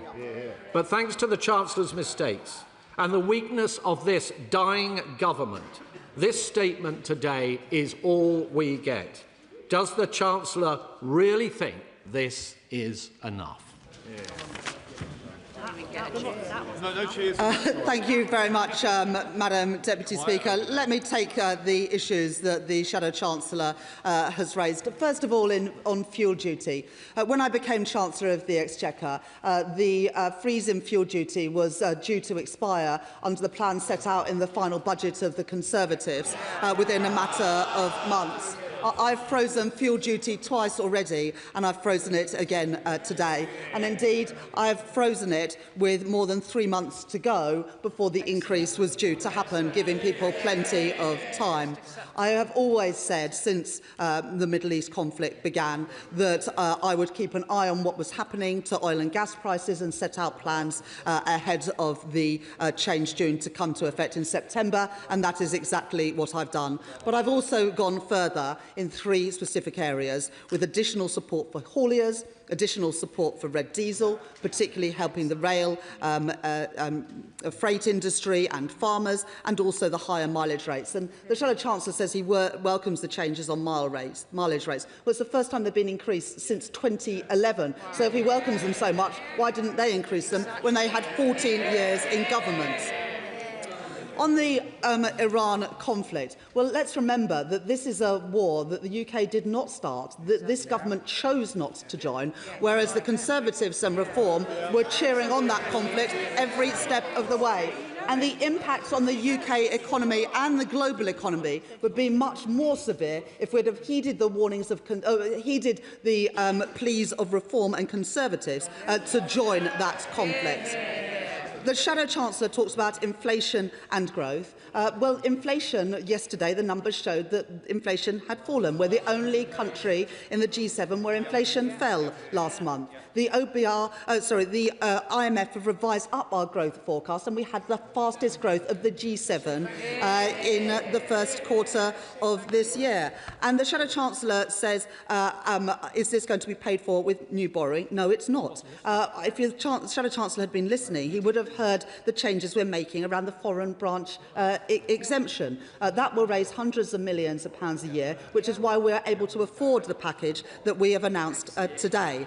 The Shadow Chancellor mentions high streets. Well, because of the Pride in Place money that I announced at the budget, because of the banking hubs, and indeed because of the changes we made to business rates, which have actually seen business rates for retail and hospitality come down, and come down significantly compared to the plans we inherited from the Conservative government, we can reinvigorate our high streets. The Shadow Chancellor mentions borrowing. Well, borrowing has fallen below 5% for the first time since 2019 because of the actions that I have taken as Chancellor, and borrowing is expected to fall in every year of this Parliament. Very different from what happened under the Conservatives. Employment and activity remain in the top half of the OECD and of the G7. And the biggest benefits boom came under the last Conservative government when the Shadow Chancellor was the Work and Pensions Secretary. And on oil and gas will play an important role in our economy for many years to come. But we also need to invest in renewable energy, which is why we announced yesterday restrictions in the number of judicial reviews that are holding up investment in clean energy. It is a shame that the Conservatives voted against our Planning and Infrastructure Act. It's a shame that the Liberal Democrats abstained on it, but we are determined to get Britain building, including the energy infrastructure we need to get bills down. And just a couple of weeks ago, I announced changes around tiebacks to make it easier for oil and gas companies to exploit their reserves of oil and gas in the North Sea. And Jackdaw and Rosebank would have gone ahead if it hadn't been for the last government messing up the way it legislated. And we are going to be announcing shortly the decisions. The Secretary of State for Energy and Net Zero will make those decisions. But I am very clear.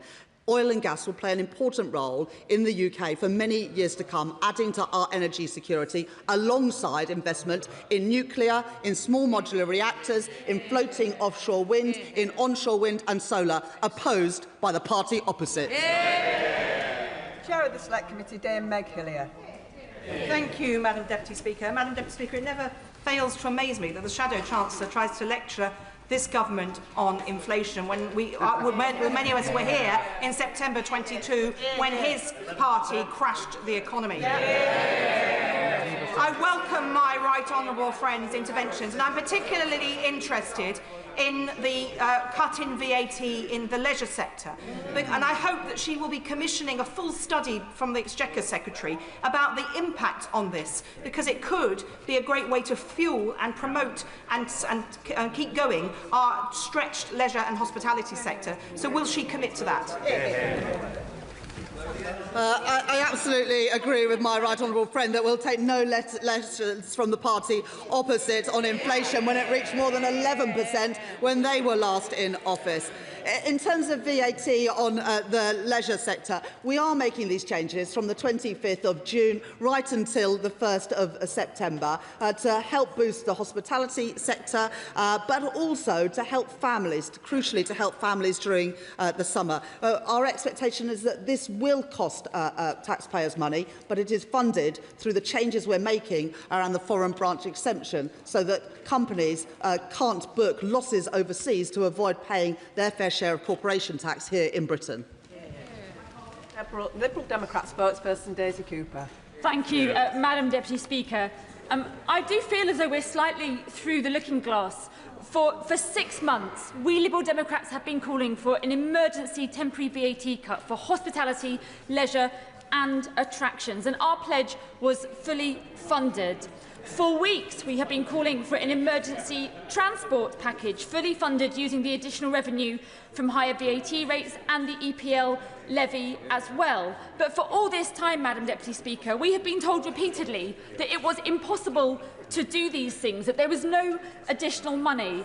And somehow the prospect of a by-election in Makerfield and the Prime Minister's political life on the line means that the money has now been found. But let me ask the Chancellor 2 questions. First of all, on food. I genuinely welcome the government's focus on the cost of food, because this is an issue of huge concern to many of our constituents in all political parties here. But can I please ask the Chancellor whether there is any risk at all that short-term gain may result in any long-term pain? By looking at these tariffs, has the Chancellor had any conversations with the food manufacturing industry about whether they can remain competitive, whether there's any risk that removing these tariffs might inadvertently undermine our food manufacturing sector, and if there is any risk, whether she would look at our plans for a good food bill and promoting nature-friendly farming? And I ask that question in the spirit of constructive opposition. And secondly, Madam Deputy Speaker, the Chancellor and her ministers will know that we are due to have a very hot summer. And that means that outdoor attractions will have huge demand because children will want to be outside in this hot weather. Indoor attractions, such as soft play centres, will not benefit so much because there won't be much demand in the summer months, but there will be demand in the winter months. And so could I ask the Chancellor to look very carefully at the differences within the attraction sector, because children are priced out of play when they need to go indoors in the winter months, not so much in the summer months. Thank you. I thank the honourable lady for those questions. I'm not sure whether she welcomes the changes around the foreign branch exemption or not, which is what is going to pay for these policies today, ensuring that companies pay their fair share of tax here in the UK. But it is important that we always say where the money is going to come from, because unless you can do that, all it results in is higher inflation and interest rates in the future. And that's why I've always been clear that everything I will announce is always going to be fully costed and fully funded. On food, you can't say you both welcome and think that we need to help with the cost of living, but then you're a bit uncertain about tariff reductions. But we have focused these tariff reductions on food products, agri-foods, that we don't produce in significant quantities in the UK, and we've worked very closely with the Department for Business and Trade in identifying those sectors. On the issue of summer activities, indoor and outdoor, well, I've had enough family holidays in the UK to know that there are plenty of days when it's raining, and I'm sure that the leader of the Liberal Democrats will be visiting a soft play centre soon. Gareth Snell. Thank you very much, Madam Deputy Speaker. And can I declare my chairmanship of the APPG for ceramics? Can I thank the Chancellor for today's announcement, and can I also thank the work done by the Right Honourable Member for Hove and Portslade and the the Minister from Stockton North for their support. This is a really big step towards support for a sector that offers so much to this country. And can I thank Sharon Yates and Finbar Barry from the GMB, as well as Rob Frillo and Hannah Roll from Ceramics UK for their leadership in this. But could I extract from the Chancellor a commitment that this is the next stage of a new partnership between the UK Government and UK Ceramics, because today's announcement will absolutely help us survive. But with more working together, we can thrive as a sector and do our bit to boost exports, boost growth, and create well-paid unionised jobs in this country. I genuinely want to pay tribute to my honourable friend for the work that he's done on behalf of businesses and working people in his own constituency. And along with the other Stoke MPs, the MP for Newcastle-under-Lyme and the MP for Amber Valley, you've made the case powerfully and convincingly. And I can absolutely commit today to work with Ceramics UK, the GMB and the MPs and the wider sector to make sure that the ceramics industry does indeed thrive in the UK. Stuart Anderson. Thank you, Madam Deputy Speaker. On the tariffs, I want to explore what the Chancellor said on significant quantities, because what is a significant quantity for a supermarket can be a completely different scale for a small South Shropshire farmer. Can the Chancellor guarantee that no South Shropshire farmers are going to be undercut by these tariffs and none of the supermarkets will pass on these cost cuts to British farmers? It is really important that we help our constituents with the cost of living, and the tariff reductions that I've announced today will save the British shopper £700 million. That is a significant reduction in the cost of the weekly shop for families across our country. But we've carefully chosen these tariff lines, and the full details will be published. We'll be consulting over the next week or two to make sure that we get these exactly right, but we've worked hard to make sure that this does not affect British farmers, and it's also indeed why we're helping British farmers with the changes we've made around red diesel today. John Grady. Thank you, Madam Deputy Speaker, and I welcome my right honourable friend's statement. It's great news for the cafes and restaurants in my constituents, of which there are many, and to the showmen. There are very many showmen and women who run Scotland's and Britain's great fairs as well.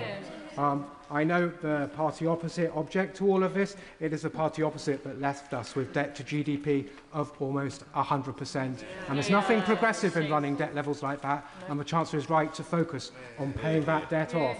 Many of my constituents in Glasgow East rely on cars and vans to get to work and do their work. They face extortionate charging for parking in town with the SNP Council, which is utterly anti-car, and regular bills for repairing their cars and vans from all the potholes. Would my right honourable friend set out how she is helping hard-pressed car and van drivers in Glasgow? I thank my honourable friend for that question, and he's absolutely right. There is nothing progressive about piling up the debt that future generations will have to pay, and that is why our fiscal rules are getting the debt and the deficit down, whilst also enabling us to invest in our country's infrastructure and public services. In terms of helping people with the cost of driving, we have frozen fuel duty until the end of this year, but recognising that some people rely on their cars and their vans more than others, we have also taken off the HGV tax for this year, saving HGV drivers up to just over £900 a year. We have cut the duty on red diesel by more than a third, and for those people employed and self-employed, we've increased the tax-free mileage rates to help them with the cost of fuel too. Dr Andrew Mirison. Madam Deputy Speaker, the announcement on red diesel will be welcomed by my farming constituents, and they will await details on the tariffs that she has cited with a great deal of interest and with a certain amount of trepidation. But will she acknowledge that a third of the world's fertilisers pass through the Strait of Hormuz, and the increase in the price of that fertiliser is bound to have an impact on British agriculture and therefore on prices in the shops? So what will she do to relieve some of that, in some cases existential pressure on farms in the United Kingdom? I thank the honourable gentleman for that question, and I would urge him and also businesses, farmers in his constituency to look at the list of products and make sure that feed into the consultation over the next week or so. We are obviously keen to bring these tariff reductions into effect to reduce the prices in the shops for all of our constituents, but we want to do it in a way that is respectful of British farming, which is why we've chosen the tariff lines that we have.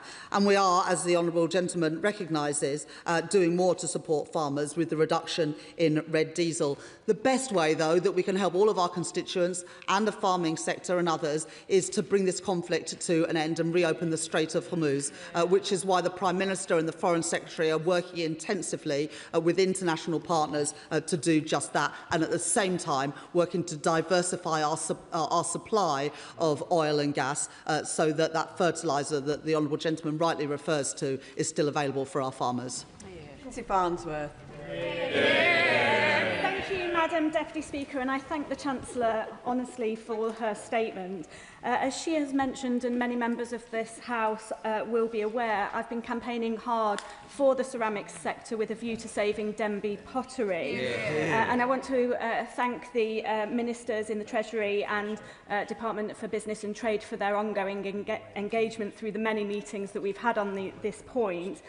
So I'm delighted to hear about the £120 million support package today. This is a clear indication that the government is supporting and backing UK ceramics, and it will make Denby pottery a more attractive prospect for any potential investors. But with this in mind, the current circumstances that Denby pottery faces, can the Chancellor please commit to ensuring that the funding is available as soon as possible in the hope that Denby can be saved? I thank my honourable friend for that question, but most of all for all the work that she does on behalf of all of her constituents, but particularly those at the moment impacted by what is happening at Denby. It was my privilege to come to Amber Valley with my honourable friend just last year to meet businesses from across her constituency. We are backing UK ceramics. We want to find a future for Denby, and we will continue to work with my honourable friend to achieve just that. Alistair Carmichael. Madam Deputy Speaker, I remind the House of my entry in the Register of Members' Interests. Last year, Madam Deputy Speaker, suckler beef farmers in my constituency were getting paid £7.30 per kilo for their finished product on the hook. Yesterday that was down to £5.75 and it is still falling. The price paid to dairy farmers for their milk is through the floor. Arable farmers are struggling after two catastrophically bad harvests. The red diesel cut is welcome, but that will not help farmers who are struggling with rocketing prices for fertiliser, or indeed those who are requiring to heat glass houses. Opening the door to ever wider to food imports risks undermining domestic food production. So if food security genuinely is national security, surely our food producers and manufacturers should have access to the same support as other critical sectors. So will the Chancellor look again now at adding food and drink to the government's industrial strategy so that they can have access to the same support as other sectors? I thank the honourable gentleman for that question, and I know as chair of the Select Committee he'll play a key role in scrutinising what the government are doing. Red diesel will have an immediate and important impact on the costs for farmers, with a reduction of more than a third in the rate of duty. I also appreciate the fact that his party, like the government, did not support the conflict in the Middle East and recognised that it was a mistake that would have an impact on businesses here at home. And that's why we are doing everything within our power, both to reopen the Strait of Hormuz to ease these pressures on consumers and businesses, including farmers, but also in the meantime to diversify supply and opening up new refining facilities in the UK to help businesses, including farmers, during these challenging times. Dr Alison Gardner. Madam Deputy Speaker, and the Potteries welcome this statement today. Madam Deputy Speaker, I have been working with local companies, with the TUC, GMB and research organisations to develop proposals to support the ceramics industry to innovate, improve energy efficiency and decarbonise. And I have previously called on the Government to release an industrial energy innovation fund for energy-intensive industries with government grants to explore process efficiency and new technologies, as well as vouchers to access shared pilot facilities. Could the Chancellor therefore clarify that part of the 120 million funding announced today could be used by ceramics companies to access and invest in innovations such as AI-enabled process optimisation and energy technologies to help reduce energy bills? I thank my honourable friend and all the MPs involved in helping put together this scheme of support for ceramics, and like my honourable friend, welcome the work of the TUC and GMB in this. Look, innovation and ensuring that the industry is sustainable and competitive for the future is absolutely essential. This isn't just a sticking plaster policy. This is about setting up the industry for the future, including investment in innovation and R&D, and also the diversification of energy supplies. Kirsty Blackman. Thank you very much, Madam Deputy Speaker. In oil and gas jobs, the UK is losing 1,000 jobs a month. The Chancellor is aware of this, and we have made it very clear to her that we are keen to move to the OGPM as soon as possible. We would urge her to do that. In the foreign branch profits section of the announcement today, would the Chancellor let us know whether or not they have modelled the job losses that may occur as a result of this change in policy, and if she can tell the House how many job losses she thinks might occur because of this change in the oil and gas taxation regime? I thank the honourable lady for her question, and like I've said in previous answers, I recognise the role of oil and gas in the UK and its importance to the UK for many years to come, which is why we have changed the rules around tiebacks and why we've put in place a permanent mechanism for taxing windfall profits. But look, the honourable lady has to answer the question, is she in favour, and is her party in favour of the foreign branch profits exemption or not? Because if she's not, then she can't can't back the support we're giving today to help people with the cost of living and the support that we're giving for ceramics today. But in terms of what this does, it means that we are moving in line to how other countries treat foreign profits. Because at the moment, you've got the absurd situation where losses overseas can mean that businesses avoid paying their fair share of corporation tax in the UK. This moves us in line with what other countries world do. It is closing a tax loophole, and the honourable lady and the Conservatives should welcome that. David Williams. Thank you, Madam Deputy Speaker, and what a day to be a Stokey. As the Chancellor knows, my mum proudly works in the pot banks of Tunstall and Burslem, and 10 weeks ago I asked the Prime Minister in this place what support the government could offer our ceramic sector. Well, the good news is my mum's watching again right now at home. And she's clearly happy because I've had a free-word text, and it says, "Nice one, Duck." So can I ask the Chancellor how we will make sure the £120 million support package benefits ceramics companies of every size, from our Moorcross to our Moorlands, from our Steelites to our Churchills, so that we protect jobs, skills and the future of our economy? Well, I thank my honourable friend for that question. And can I say to Mrs Williams and all those who work in the ceramics sector, I'm proud to be the Chancellor that is backing British industry and British jobs. Thank you, Madam Speaker. Back in March, the Chancellor announced the £50 million Crisis and Resilience Fund to help families out with the price of heating oil, which is a big issue in rural constituencies such as mine in Huntingdon. Does she have any plans to extend that scheme or to repeat that scheme come the autumn, given that we are likely to have a similar crisis with the Strait of Hormuz still being shut? And to what extent does she anticipate that the Russian oil that will come via a third country under Commodity Code 2710 will form part of that fuel mix?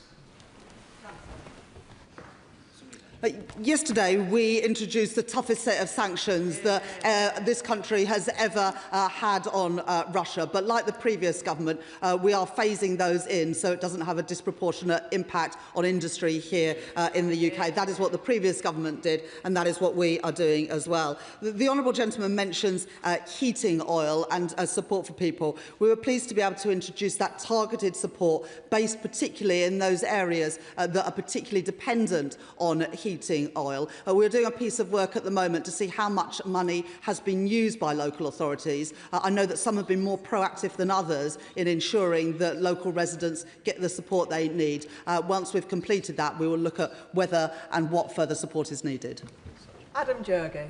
Madam Deputy Speaker, I welcome this statement and the action that those of us in ceramic communities have been calling for, and I thank the Chancellor for announcing it. This is a good day for all of us in North Staffordshire, Madam Deputy Speaker.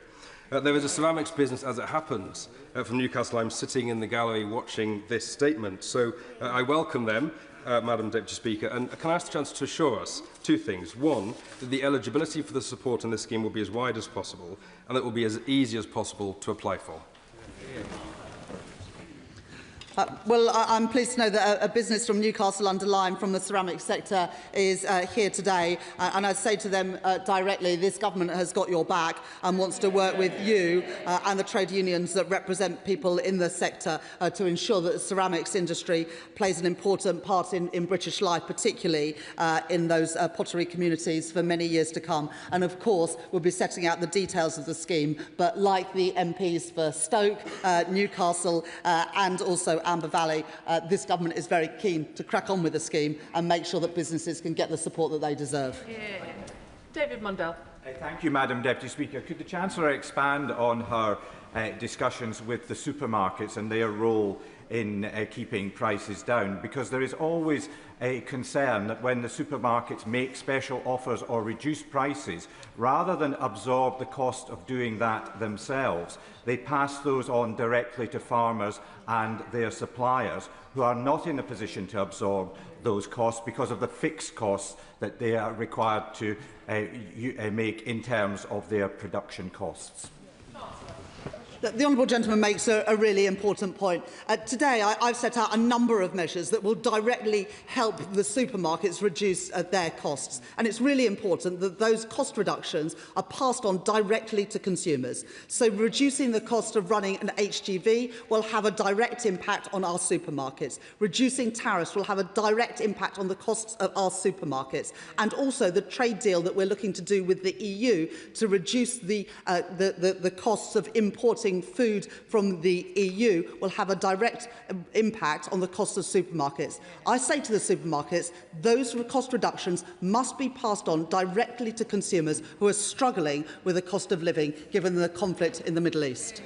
Adam Thompson. Thank you, Madam Deputy Speaker. Can I thank the Chancellor for her statement, and particularly given her VAT cut on theme park tickets, first invite her and all honourable members to join me on my annual trip to Alton Towers this summer.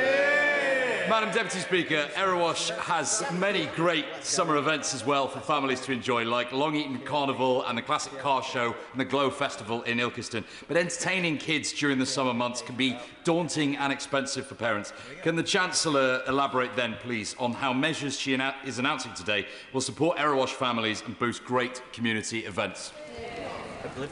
My only worry with this package, it will ensure that children badger their parents even more for those days out over the summer, and I slightly worry about what I've unleashed in my own household. But I'm pleased to announce today that trips to Alton Towers and other activities, whether it be soft play, fun fairs, zoos and museums, if many kids want to go to those, not mine probably, sadly, will be cheaper this summer because of the action that this government is taking. Robert Jenrick. Deputy Speaker, the Chancellor's approach to the cost of living crisis is to find small ways to subsidise people's costs. Isn't the best solution to build a strong, abundant economy by doing the hard yards of supply-side reforms, where there are better jobs and higher wages, where people are richer and the state has less bearing on their lives? And yet, under the Chancellor, the benefits bill is ballooning, unemployment is rising, particularly amongst the young, and taxes are at their highest ever level. So in the spirit of giving people some relief today, will the Chancellor confirm that, assuming she intends to stay in office for the rest of this Parliament, she won't be increasing taxes on working people at all for the rest of this Parliament? I will take absolutely no lessons from the man who was part of a party that took our economy to its knees. Inflation at 11%, working people worse off at the end of the last Parliament than they were at the beginning, the worst Parliament ever for living standards, and for a party that has opposed all of the reforms that we have made to make it easier to get things built in Britain, to increase the wages of working people with the national living wage and the national minimum wage, to increase the rights of working people, including statutory sick pay from day one, and ending the abusive zero-hour conflicts. So if we want a lesson on economics, I certainly won't be taking it from the Reform Party. Josh Newbury. Speaker, the Chancellor's announcement of a £120 million support package for ceramics will, of course, be welcomed in Stoke-on-Trent, but also in Rugeley, in my constituency, which is home to many workers of the Armitage Shanks factory in the constituency of my honourable friend, Member for Lichfield, who is a staunch advocate for them. Would the Chancellor agree with me that it is only this Labour government that is putting in the investment that firms like Armitage Shanks need? And would she agree with me that iconic British brands like this should play a central role in new homes to boost them even further? Yeah. I thank my honourable friend for that question, and I'm pleased that people in Rugeley and people working for Armitage Shanks will also benefit from this investment. £120 million to support our ceramics sector is a clear intention of this government to back British jobs and British industry. Alfred Brandreth. Thank you, Madam Deputy Speaker. While I welcome some of the measures announced today, the reality is that instability in the Middle East has a direct impact on the UK economy and on the price paid by British households. Can the Chancellor therefore outline what steps her department is taking to work across government to ensure a stable region, including boosting our defence spending? Will she finally commit to 3% spending this Parliament and working collaboratively towards reopening the Strait of Hormuz?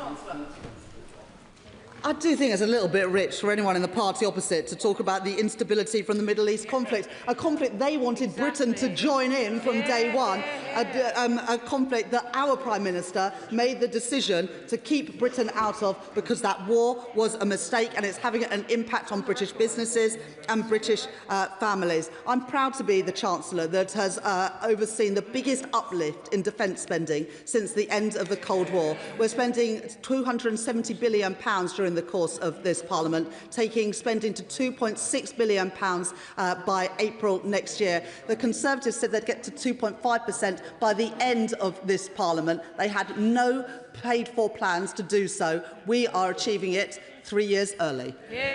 Naz Shah. Thank you, Madam Deputy Speaker. First of all, can I congratulate the Chancellor on the announcement that she's made? We are very, very welcome. For people in Bradford West, the Great British Summer Saving Schemes, the GBSSS, will go down an absolute treat. Would she agree with me this will always also benefit the hospitality industry, which has been struggling for years in my constituency and across the country? Well, we all listened to my honourable friend's response to the King's speech last week when we heard about the great restaurants in Bradford. And I'm pleased to say that children's meals in those restaurants will see their VAT fall from 20% to 5%. So all honourable members who are looking forward to a curry in Bradford can enjoy Mumtaz, Agras and all the other great restaurants in her city. Excellent. Ellie Cham. Thank you, Madam Deputy Speaker. I'd like to start with the positives. So I know that care workers in my constituency of North Herefordshire will really welcome the increase in mileage rates. And I welcome the measures that the Chancellor has announced, which seem to be starting to tackle profit shifting, which is a key problem in terms of tax avoidance. However, does the Chancellor not recognise that struggling families need help year-round, not just short-term sticking plasters in the summer holidays? The Green Party is calling for free bus travels for everybody under 22 year-round. We're calling for free school meals for all children to help all families year-round. The cost of living crisis requires year-round action. This could be funded easily by taxing wealth fairly. Will she take that year-round, bold action to tackle the cost of living crisis properly?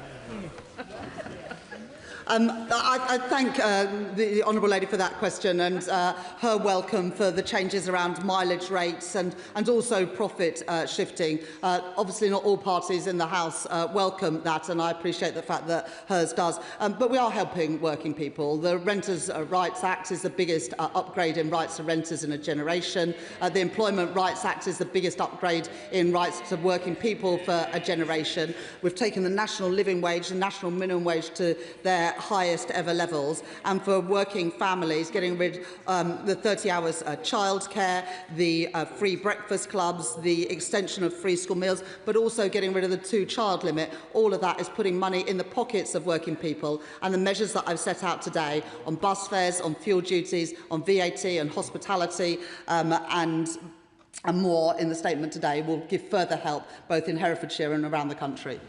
Dave Robertson. Thank you, Madam Deputy Speaker. The announcement today of the £120 million fund to support the UK ceramics industry will be so welcome in my part of Staffordshire.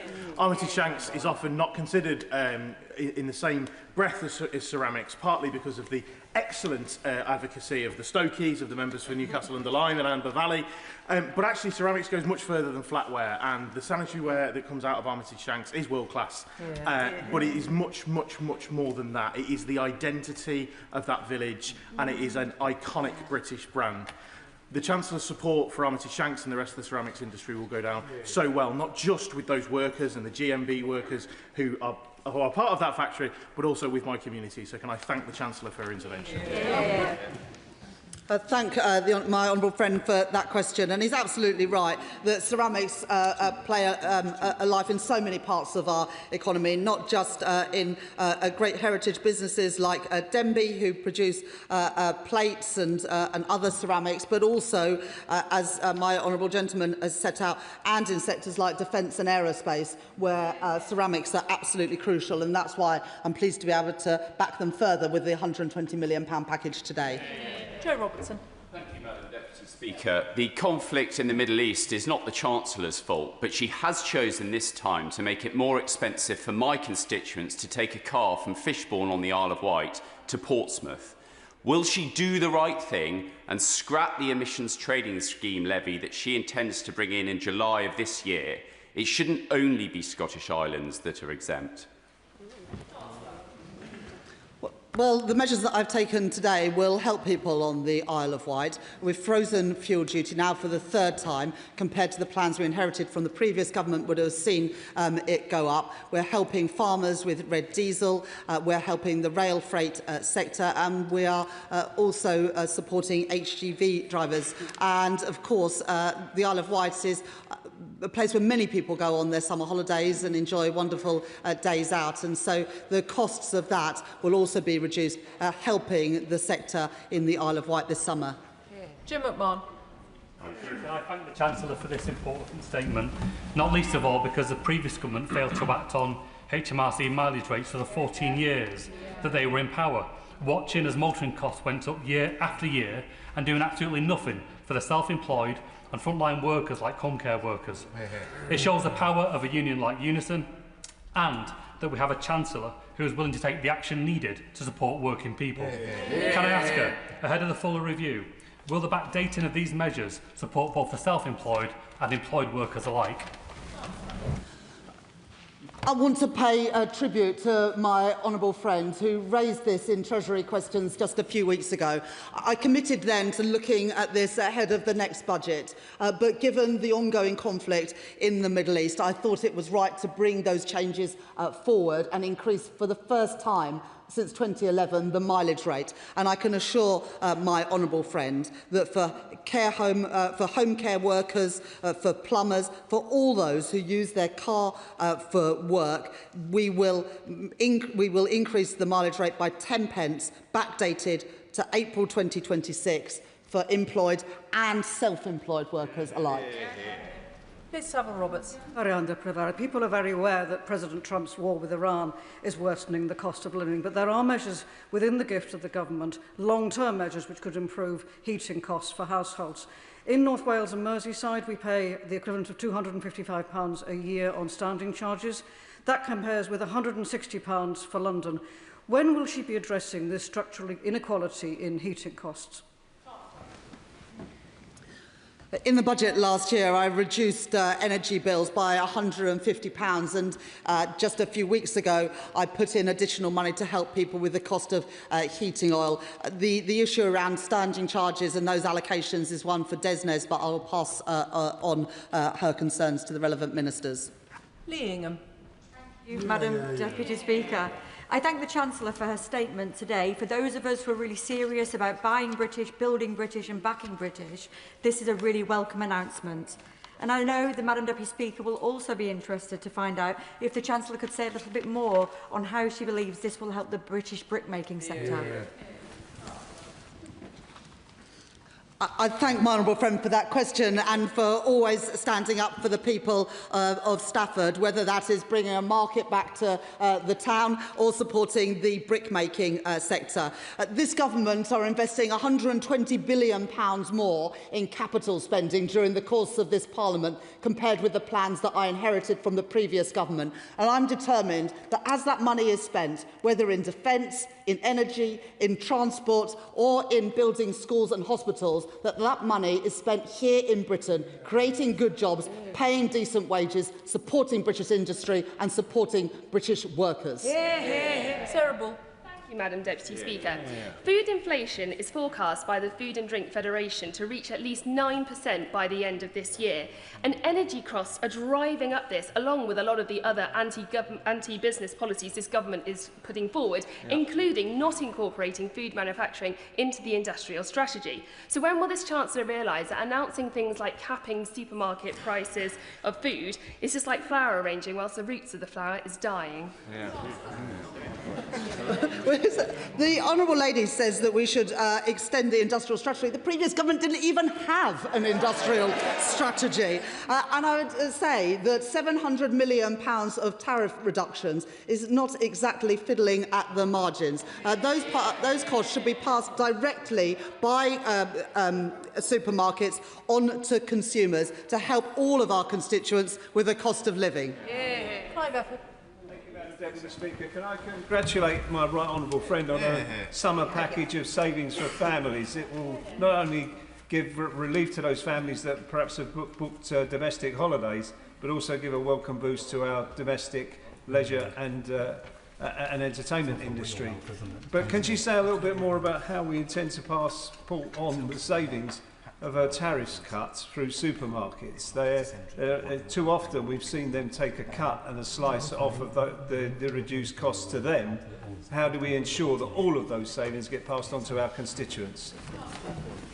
Well, I remember when I was young, I used to enjoy visits to Chislehurst Caves and Eltham Palace, and I hope that they'll be able to benefit from the changes that I've announced today. But on ensuring that supermarkets pass on these cost reductions to their customers, it is important that they do that, as well as the changes that we're making around HGV duties as well, because that too will reduce costs for supermarkets. And it is important that supermarkets recognise the pressure that their customers are under at the moment. But we have also provided additional powers to the Competition and Markets Authority to ensure that no business, whatever their size, whatever their nature, takes advantage of the conflict in the Middle East to hike prices for their customers. Jeremy Corbyn. Madam Deputy Speaker, youth unemployment is now at 5%. And on current form, it will rise to 5.8% by next year, which will mean a very large number of young people without work. What actions can she take to ensure that young people do get access to jobs, do get access to careers, and not the deeply distressing experience of leaving school, college or university and being unemployed? And a disproportionate number of young people rent in the private rented sector. So could she do something about bringing in much needed rent regulation in the private rented sector also?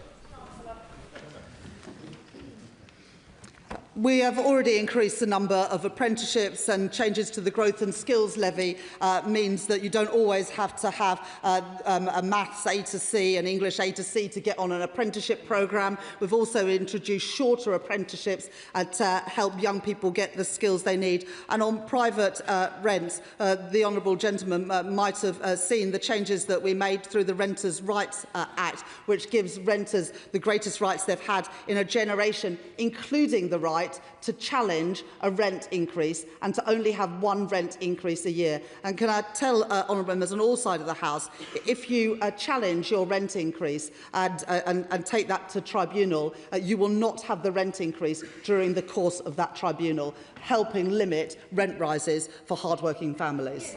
Florence Eshalomi. Thank you, Madam Deputy Speaker. Can I thank the Chancellor for this wonderful set of measures, and I'll go one further than my colleague from Merriwash, who isn't here, and invite her across the bridge to some of the greatest attractions in the UK, ranging from the London Eye, the South Bank Centre, London Aquarium, and even Paddington's Experience, which will all benefit from this wonderful VAT cut, an issue that we've been raising for many months, so it's good to see action on that. I went to visit John Ruskin Primary School in my constituency this morning in Camberwell, and if we think that the impact of what is happening isn't affecting young children, it is. Those children were so articulate in raising questions around oil and gas prices and prices in the supermarket. So can I thank the Chancellor for actually addressing this? And just to follow on from the question, how will the CMA be monitoring the impact in the supermarkets? Will there be regular updates to the Treasury? Obviously, there are non-governmental ministerial department, making sure we are really making sure those prices are being passed on to hard-working families.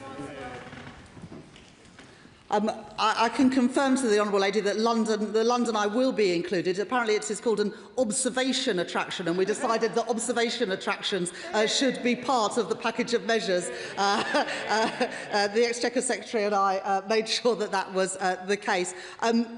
I totally agree with what the honourable lady says about young children at primary schools as well, having a deep understanding of the cost of living pressures that their families and carers are facing at the moment. And that's why it's so important that today's measures particularly address the cost of the summer holidays for parents, because whether in Vauxhall or in my own constituency of Leeds West and Pudsey, I know that parents are not always as excited about the summer holidays as perhaps their children are, because they're worried about the costs. And I hope that the measures that I've taken today around the cost of meals, children's meals in restaurants and cafes, and also reducing the costs of those days out will go some way in helping families have a better summer. Neil Duncan-Jordan. Thank you, Madam Deputy Speaker. I welcome my right honourable friend's announcement today, but I would like to ask her to look further at introducing a package of emergency measures to keep down energy bills through a number of ways: an essential energy guarantee for all households, a nationwide social tariff, and extending the windfall tax on the energy sector's excessive profits. When I became Chancellor, I extended the energy profits levy to 78% on gas and oil, and as a result of that, we will be able to bring in money because of that. We've also increased the electricity generators levy by 10 percentage points to help decouple gas and electricity prices.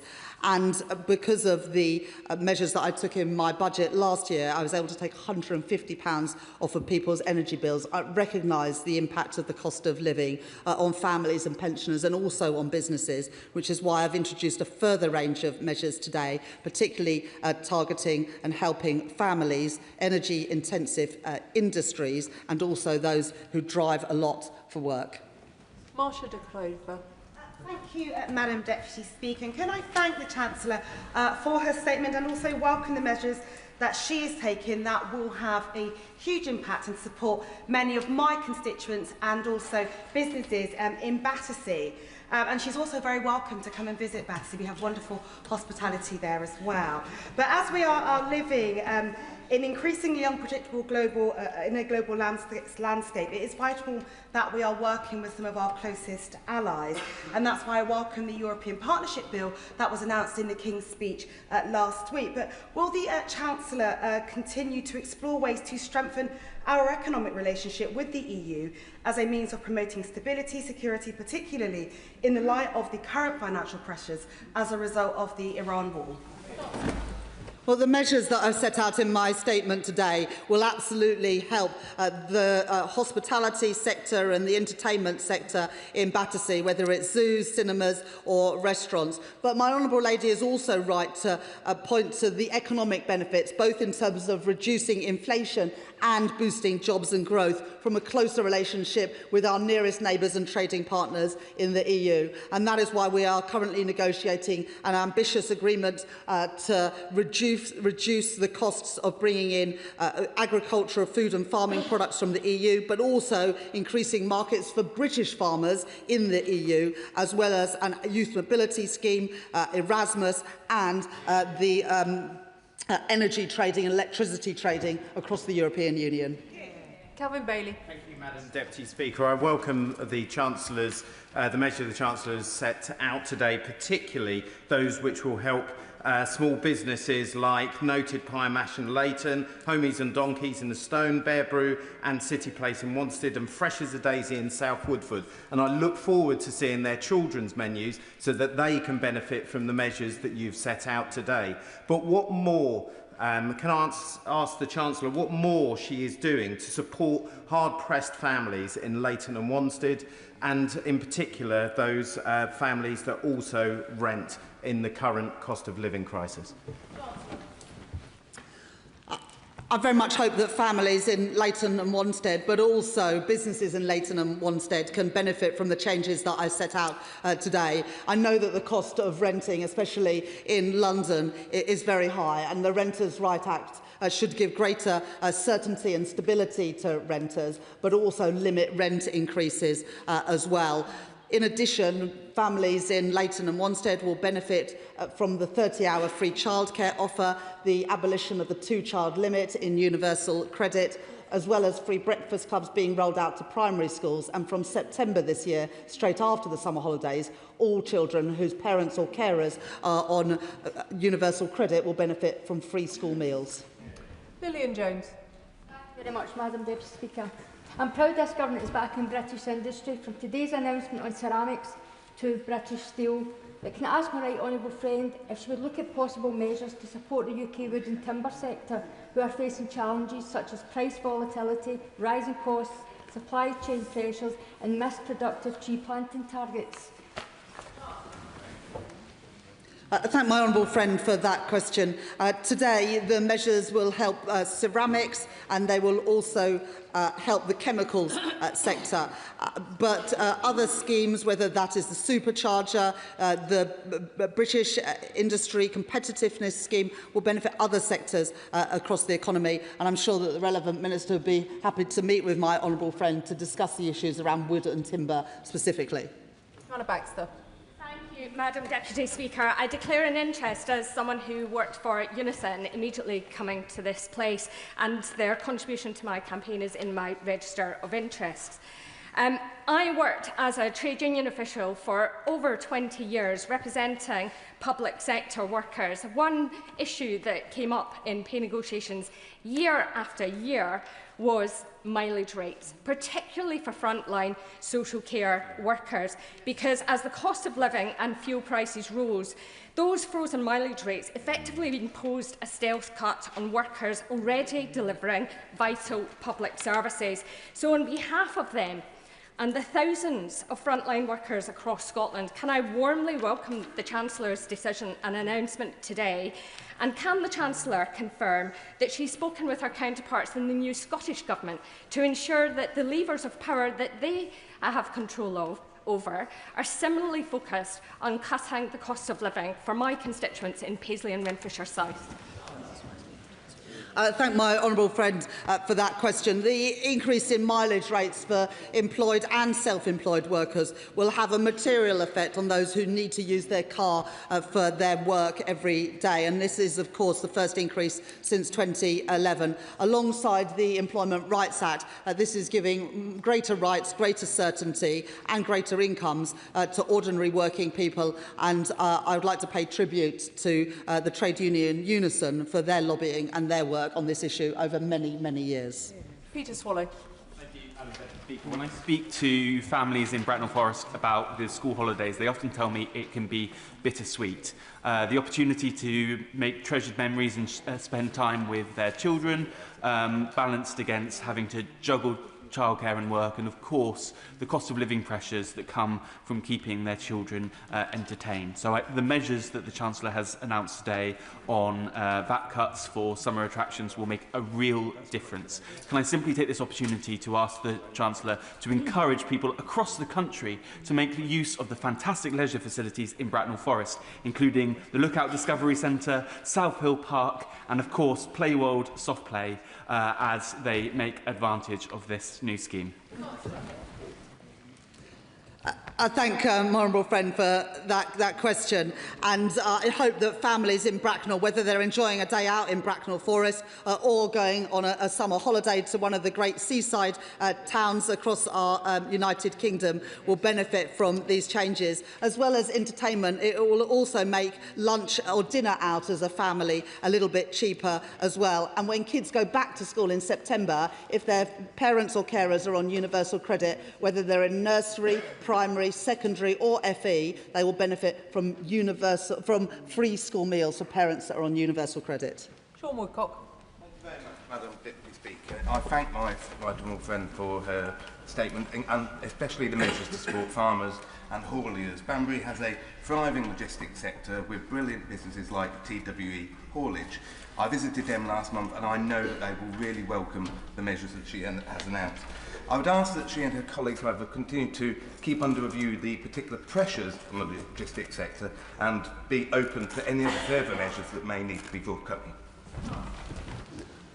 I thank my honourable friend for that question. And of course, the best way to reduce cost pressures on families and businesses is to get the Strait of Hormuz reopened and those vessels carrying oil and gas flowing again. But of course, in the meantime, I will keep under review the support that is necessary to support businesses and families in Banbury and across the country. Catherine West. Madam Deputy Speaker, and could I welcome the tone both of yesterday's announcements at the petrol pump and today in the House, fighting for working people every day. Thank you. Could I also ask whether ice skating is included in the measures, because Alexandra Palace has the most fantastic ice skating rink, and I do hope that they're included in the measures so that children visiting London, as well as London children, can enjoy ice skating slightly cheaper this summer and a lovely meal to boot.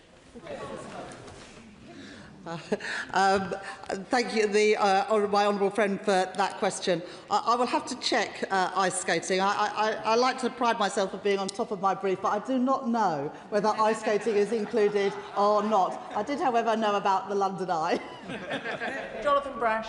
Thank you, Madam Deputy Speaker. Following a successful sale to the LB Group, chemicals firm Tioxide is planning to reopen its Greetham plant in Hartlepool. So the £350 million Critical Chemicals Resilience Fund is a real boost at exactly the right time for this Hartlepool employer. Can the Chancellor say a little bit more about how this fund will work to promote jobs and growth in Hartlepool? I thank my honourable friend for that question, and businesses in Hartlepool and actually across Teesside will be some of the biggest beneficiaries of these changes around chemicals. And the Minister for Industry is now in his place, and again I would like to just pay tribute to him for his help in setting out this package of measures today. The Department for Business and Trade will shortly be setting out the details of this scheme, but I can assure my honourable friend that includes help both with capital and day-to-day costs, with the aim of making the sector more sustainable and lower energy intensive in the future to make it increasingly competitive. But we recognise the important role that the chemicals sector has in the UK, and we are determined to ensure a bright future for it. Andy MacDonald. Thank you, Madam Deputy Speaker, and I too want to thank the Chancellor for his statement, but particularly the announcement of the £350 million Chemicals Resilience Fund. But as a consequence of the Iran war, energy prices of 16% and food prices of up to 7% are predicted by the Bank of England. So I very much welcome the Chancellor addressing the cost of living crisis, and in particular the steps to help families this summer, including bus fares for children, which will be welcomed in Middlesbrough and Thornaby East. But on that point, no doubt we'll monitor and evaluate the dividends of that travel offer, and therefore will the Chancellor consider whether the long-term free travel initiatives elsewhere in Europe have translated positively in terms of economic engagement and growth and could be replicated here. And opposite the retail sector cries this week, could she advise further on what voluntary pricing arrangement might do for living standards on a core basket of supermarket goods, as was introduced in France in 2023? Thank you. I thank my honourable friend for that question, and absolutely businesses in the chemical sector in Middlesbrough will benefit from these changes. A lot of the focus in the package today was around food costs and transport costs, whether that is the cost of kids' meals in restaurants and cafes, the reduction in tariffs, and indeed the support for transport, whether you're travelling by car or indeed by bus, recognising that those essential costs are the ones that families fear most when they are increasing. And yes, of course, we will monitor the impact of this. We do, however, expect the range of measures that I've set out today to have a cost to the Exchequer, and that's why I've also set out today the foreign branch exemption changes to ensure that all businesses pay their fair share of tax. Just specifically on the supermarkets that my honourable friend mentioned, the Co-op last November announced on the back of my budget that they were cutting the costs of 1,000 products because of the changes to business rates that beneficially impacted them. And last week, the Co-op froze the price of more than 40 essential products and have committed to work to keep them down. I welcome those measures by the Co-op, and I hope that other supermarkets also heed the calls of their customers to keep prices down and to take advantage of what I've set out today to reduce their costs and pass them directly onto consumers. I am going to try and get all members in, but please can I encourage members to ask very short questions. There are 2 more statements and the main business to come this afternoon, and we're getting a little tight on time. Alex Baker.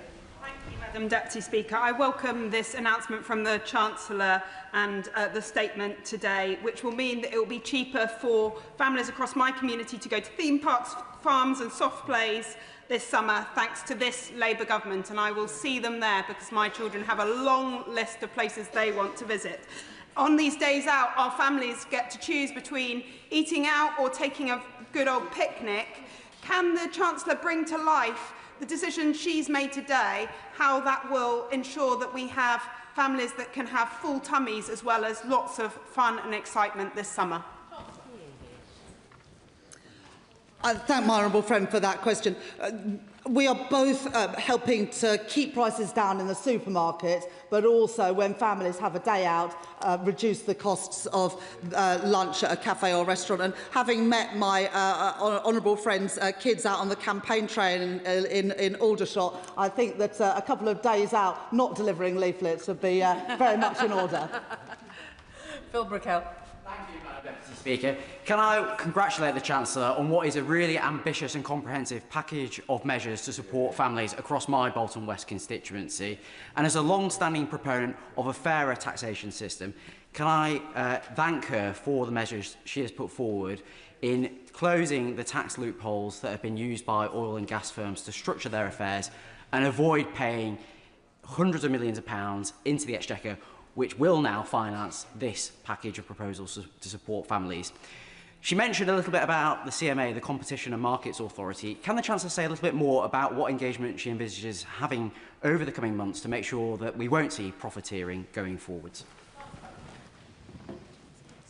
Thank my honourable friend for that question. Closing tax loopholes has been a feature of the first two budgets I've delivered as Chancellor, whether it is closing the loophole whereby private schools didn't pay VAT or business rates, increasing the energy profits levy, increasing the tax on private jets, and a range of other measures to ensure that those, especially with the broadest shoulders, pay their fair share of tax. In terms of the Competition and Markets Authority, they are already, at my behest, doing a review into heating oil to make sure that customers using heating oil are treated fairly, and we are introducing the Fairer Fuel Finder to ensure that customers can always get the best deal when filling up their car with petrol. Emma Lewell. Thank you very much, Madam Deputy Speaker. I thank my right honourable friend for the package of support she has announced today. She knows firsthand that hospitality is what my little town does best. My hospitality industry, fairground and constituents will be very happy today. But could I please ask her to clarify, as I'm not sure, if the 15% VAT cut applies to all restaurants, cafes, pubs, bars and hotels serving children's meals, and could she please keep under review extending this very welcome VAT cut to the hospitality industry as a whole? I've very happy memories of having fish and chips with my honourable friend in her constituency several years ago, and I can confirm whether it is a pub, a hotel, a restaurant or a cafe, for children's meals, the VAT will be cut from 20% to 5% between the 25th of June and the 1st of September. We will monitor the impact of this, both on tax revenues and on the number of people going out for dinner. We do, however, envisage that this will have a cost to the taxpayer, which is why we are funding it by ending the tax loophole, whereby some companies were using losses overseas to offset their corporation tax here in Britain. Emma Foodie. Thank you, Madam Deputy Speaker. Families across my constituency will be relieved to hear the measures today set out by my right honourable friend. Whether it is the freezing of fuel duty, free bus travel for young people this summer, or suspending the tariffs on essential food items, all action that will be greatly welcomed by families who were very worried about the impact the Iran war was going to have on household finances. But can the Chancellor set out how much she envisages these measures combined will save families in the North East, and that she will keep under review these measures, including on energy bills ahead of the winter? Thank my honourable friend for that question. I know that people in more rural areas, like some of her constituency are, will particularly benefit from things like the reduction in fuel duty and also the freeze in fuel duty, and also the free bus fares for kids.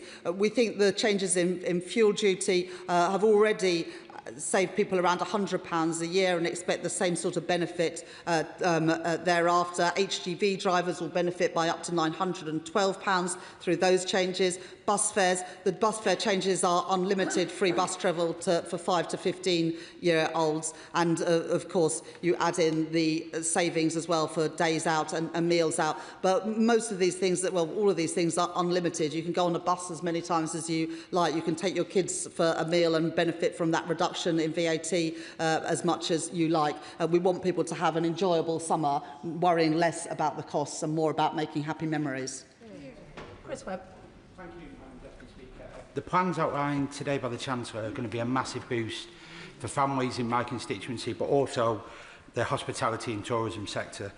I'm sure she'll agree with me that we have some of the best attractions in the world in Blackpool, including the best theme park in the United Kingdom, Blackpool Pleasure Beach, who today are launching their record-breaking 8.7 million new ride, Evictus. Since the Chancellor has made her statement, my phone has not stopped from businesses, theme parks and organisations across the town welcoming this news. So, from behalf of them and myself, can I invite the Chancellor to Blackpool this summer to see the positive difference these policies will be making in our town and see firsthand the potential that we have? I'm really excited about what is happening in Blackpool, and obviously leading up to the 100th anniversary of the Blackpool illuminations in 3 years' time. I very much look forward to my next trip at Blackpool. I don't so that I only eat fish and chips, but I also remember a very happy meal of fish and chips in his constituency during his by-election campaign. Serena Breckenridge. Thank you, Madam Deputy Speaker. Parents, grandparents and carers will know that keeping children busy during the summer can feel like an expensive endurance event. Will the Chancellor assess the economic and social value of the Great British Summer Package of Savings, particularly its impact on opening up access to museums, cinemas, libraries, sports facilities, theatres, theme parks and attractions, building children's cultural capital and life experiences, whilst also supporting local economies in Wolverhampton, Willenhall and across the country?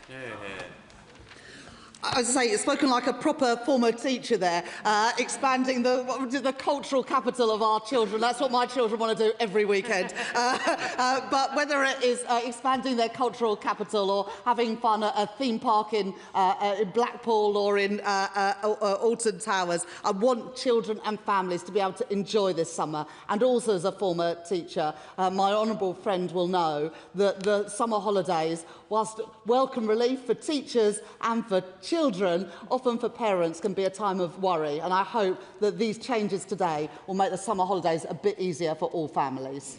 Claire Hazelgrove. Thank you, Madam Deputy Speaker. People across the Filton and Bradley Stoke constituency work hard, and being able to enjoy time together as a family this summer is important for everyone. I know the Chancellor's announcement today on summer savings for families, including on popular attractions and free bus travel for children, will be warmly welcomed at home. Could the Chancellor please set out how the decisions she has taken to stabilise the economy have made this possible for the government to fund?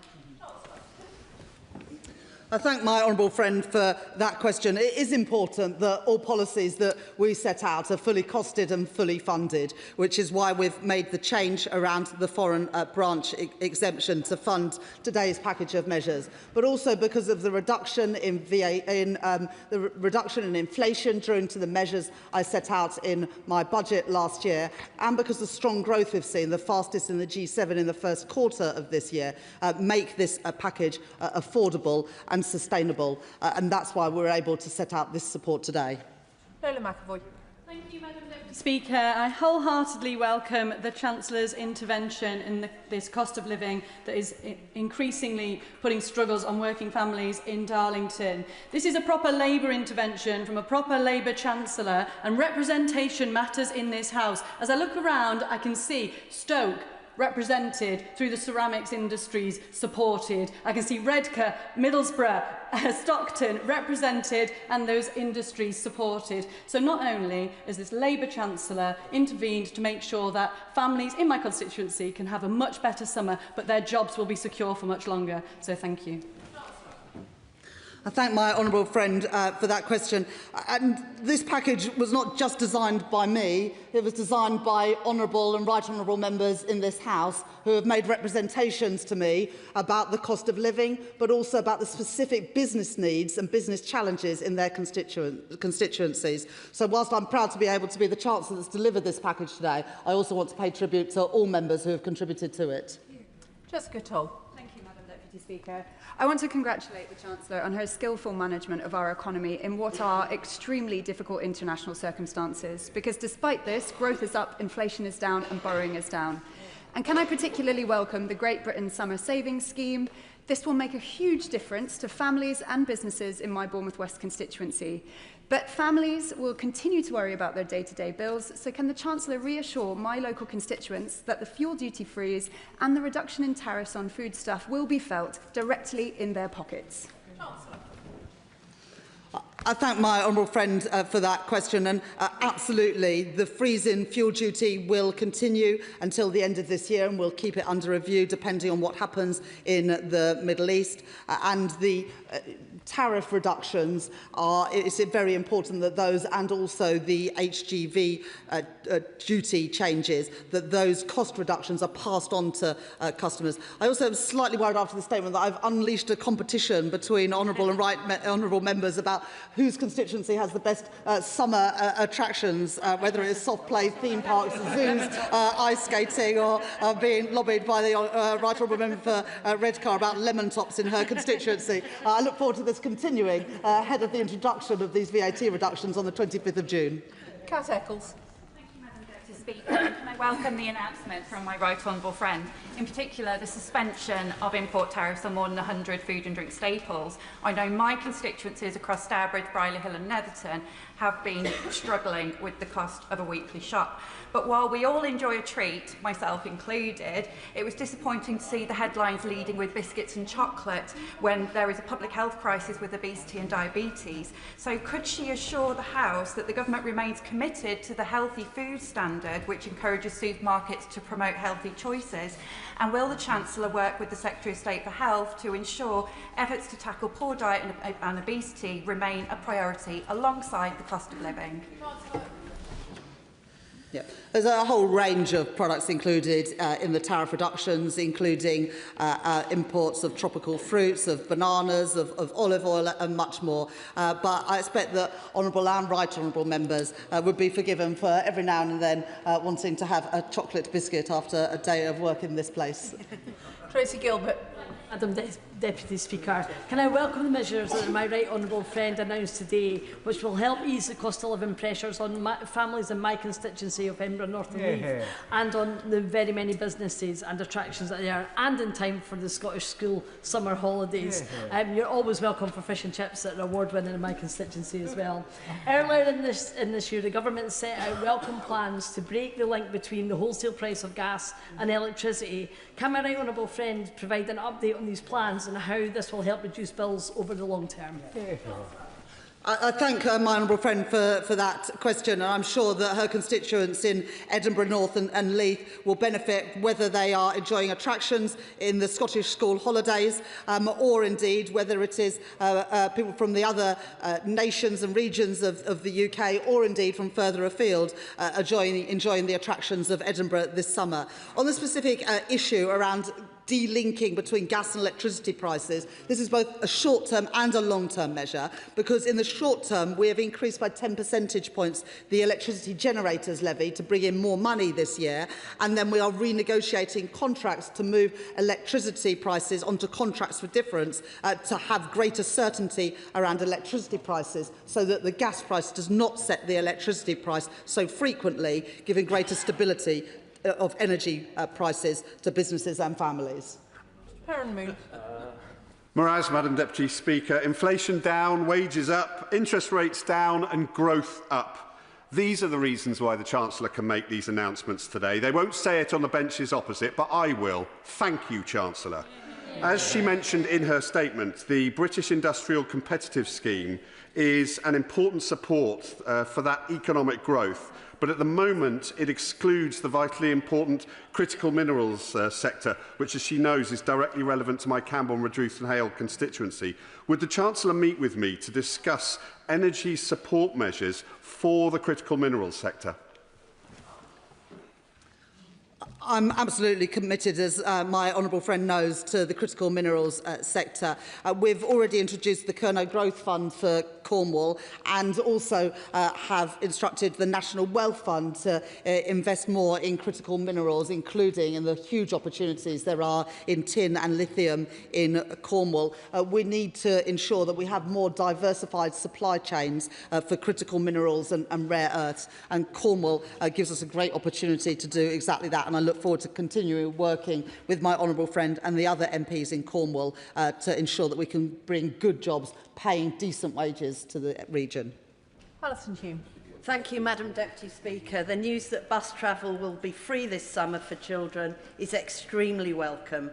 Does my right honourable friend agree that this is a golden opportunity for East Yorkshire buses and Transdev to boost summer capacity, ensuring that children from deprived communities in Scarborough are not squeezed off the buses by tourists travelling to the coast for a great British summer?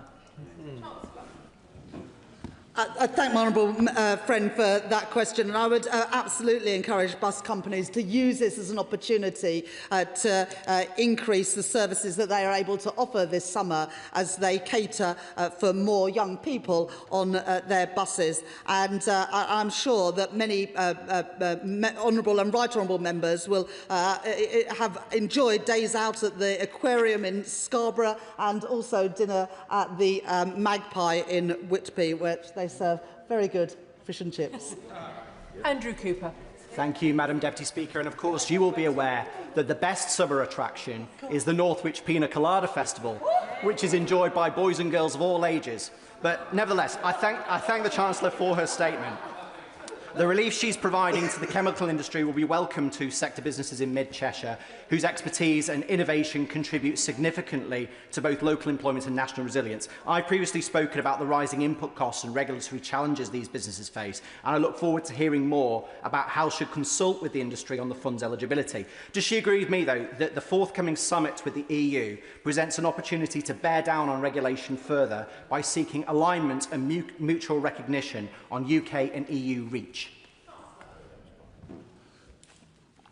I'm slightly worried that someone's going to do a point of order about what age you're allowed to enjoy the Pina Colada Festival. But yes, we absolutely will be consulting on chemicals and ceramics to make sure that we're giving the right support for businesses. But we don't want a long consultation to get in the way of actually getting the support for businesses. My honourable friend also makes an important point about our trading relationship with our nearest neighbours and trading partners. We're proud to be a government that have done trade deals with the Republic of Korea, with the United States, with India, and yesterday with the Gulf countries. But the biggest prize is a trade deal and improved trade relations with our nearest neighbours and trading partners with the EU. We'll make progress on that, I hope, in the next few months.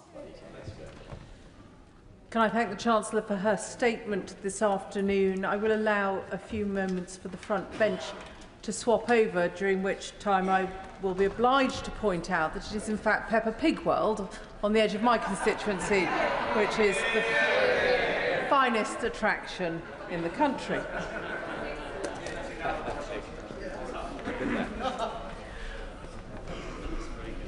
Which brings us to a statement on Middle East update. Minister Faulkner. With permission, Madam Deputy Speaker, I would like to make a statement to update the House on the situation in Iran, the Straits of Hormuz and across the wider Middle East. First of all, Madam Deputy Speaker, I would like to use this opportunity to welcome the conclusion of negotiations on the UK Gulf Cooperation Council Free Trade Agreement yesterday. This is the first trade agreement that the GCC has reached with any G7 country. It is a major milestone for UK partnerships with the 6 countries of the GCC: Bahrain, Kuwait, Oman, Saudi Arabia, Qatar and the United Arab Emirates. As well as the clear economic benefits for all sides, the agreement is also a strong signal of our solidarity with our Gulf partners and our long-term commitment to working together for regional security and prosperity. Beyond the FTA, we are working closely with our Gulf partners, and the Foreign Secretary and I were delighted to welcome foreign ministers from the United Arab Emirates, the Kingdom of Saudi Arabia, Egypt and the GCC Secretary-General in recent days to discuss the situation in the region. I would also like to take this opportunity, Madam Deputy Speaker, to address the shocking footage that many members will have seen yesterday of the treatment of those detained from the flotilla by Israeli Minister Mr. Ben-Gvir. As the Foreign Secretary said, we are appalled and have demanded an explanation from the Israeli government. The Israeli charge d'affaires was therefore summoned this morning to the Foreign Office. Our foremost responsibility is the safety and security of British nationals. Our consular staff are in contact with the families who have asked for consular support and with a number of the members of this House. Our staff in the region are now working to help British nationals get home.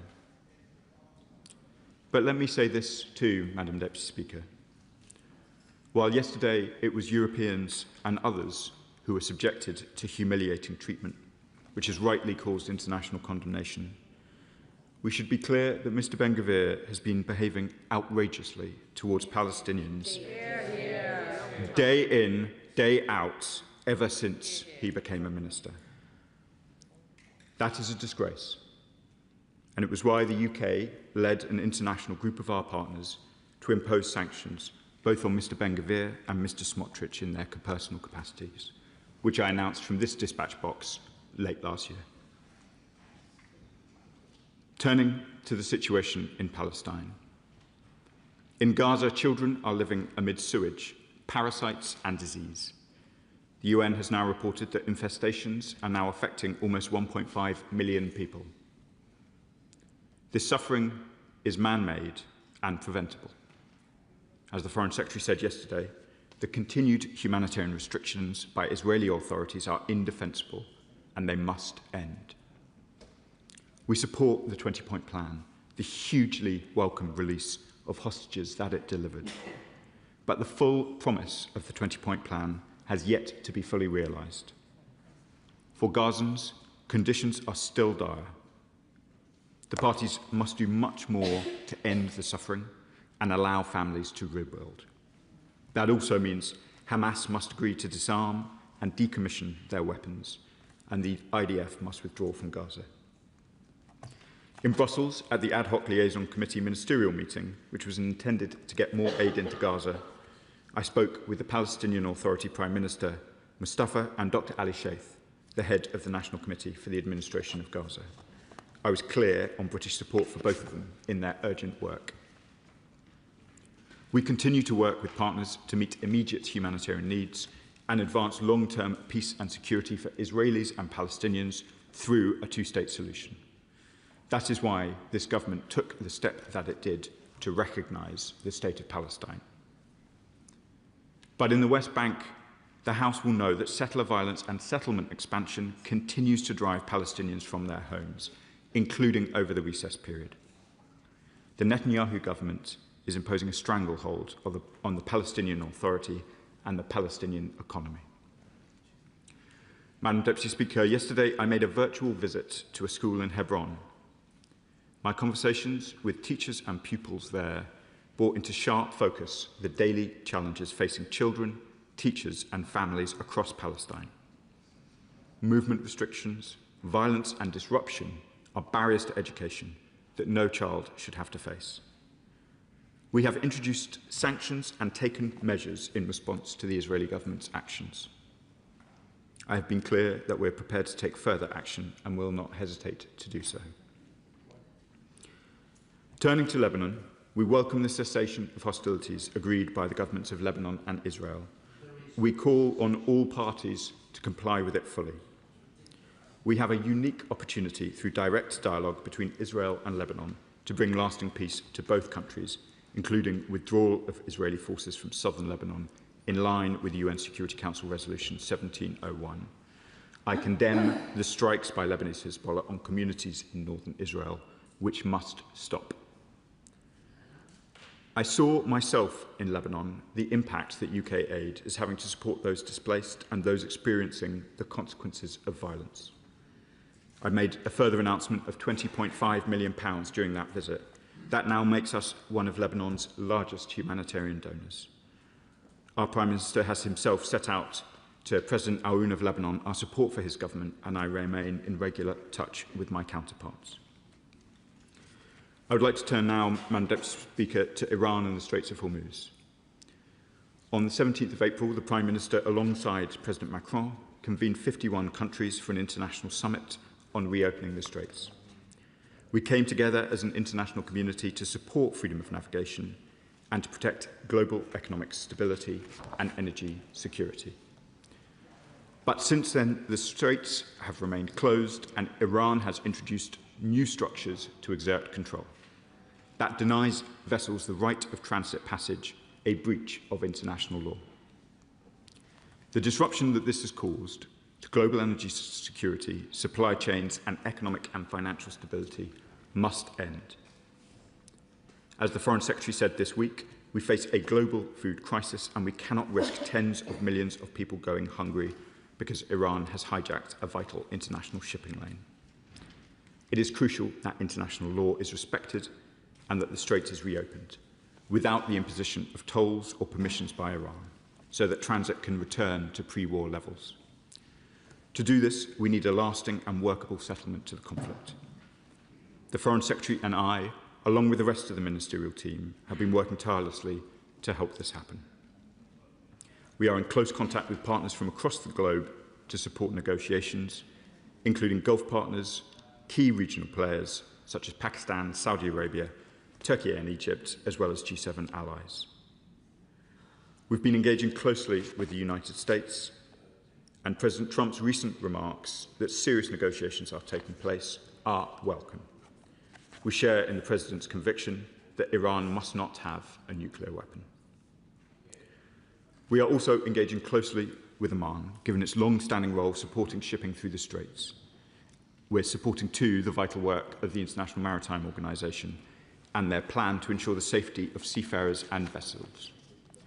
We want to see the ceasefire hold, talks continue, and a negotiated solution reached for a durable end to this conflict, one that protects the future of the Strait and the principles of the law of the sea. So we are working urgently, Madam Deputy Speaker, to secure the unconditional, unrestricted and immediate reopening of the Straits of Hormuz. Not a partial reopening, a full reopening without restrictions or tolls. On the military side, the multinational mission announced by the Prime Minister and President Macron is gathering momentum. On the 12th of May, we brought together 38 nations to announce their political support to an independent and strictly defensive mission, and we're now working with military planners from those nations to turn that commitment into reality. In consultation with relevant states and the maritime industry, this mission will support civilian shipping and provide reassurance to commercial shipping operators. We have been clear that operations will only commence in a permissive environment and in full accordance with international law and national constitutions. The UK is leading the way on this mission, and the Defence Secretary has already announced the UK's contribution. Together with our partners, this mission will complement ongoing diplomatic engagement and de-escalation efforts, which remain the priority focus, while demonstrating a tangible commitment to the security of international trade. Madam Deputy Speaker, this government will do all it can to support regional stability in the Middle East and an enduring end to the current crisis, including through further concerted international effort in the coming days and weeks. And I commend the statement to the House. I call the Shadow Foreign Secretary. Thank you, Madam Deputy Speaker. The conflicts and crisis in the Middle East continue to be felt in Britain and overseas, and the government must use all its diplomatic leverage and economic might to pursue a path of peace and stability in the region, which protects the interests of Britain and our allies and our partners. In response to the Minister's remarks about the situation in Israel, we expect full diplomatic and consular access to be made available to British nationals. But the Minister knows that progressing peace, the peace plan in Gaza, requires productive engagement from the British government and not just talk. The government has no role in the Board of Peace, so can I ask the Minister, what is the government doing to bring to the table support for the reconstruction for civilians, the removal of Hamas, the terrorist infrastructure that we know about, and, of course, essentially, the removal of Hamas from power? Can the Minister tell the House when he or the Foreign Secretary last engaged with the leadership team of COGAT and the CMCC on aid entering Gaza for those innocent civilians? Can he confirm to the House the quantum of aid that is going to Gaza through these routes? He himself has said the situation is desperate and we all need to see more aid going through. He must recognise that having a functioning relationship with the government of Israel is key to advancing these important humanitarian and peace priorities.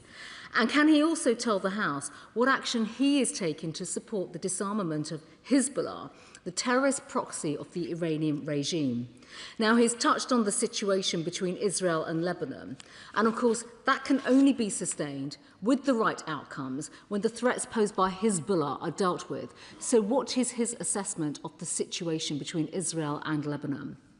On Iran, we all want the ceasefire to lead to the right outcome when it comes to ending the conflict between Iran and the regional issue that we are all faced with. It is vital that this war ends in such a way that it works for British national interests, but also for Western interests, and for our security allies and our friends in the Middle East who are on the front line day in, day out, including the UAE, which has come under fire again in recent weeks and days. Can the Minister tell the House what involvement the government has had in any discussions and negotiations? Does he agree that the despotic, murderous Iranian regime must de-escalate and act in a constructive way going forward? On these benches, of course, we don't have intelligence on Iran's exact nuclear program, its capabilities, and what it is doing internally in its own country. But clearly, whatever remains of the existing program must be dismantled. The enriched uranium they currently have must be removed, and lessons must be learned from where Iran exploited the 2015 agreement. So can the Minister confirm that that is the position of the government?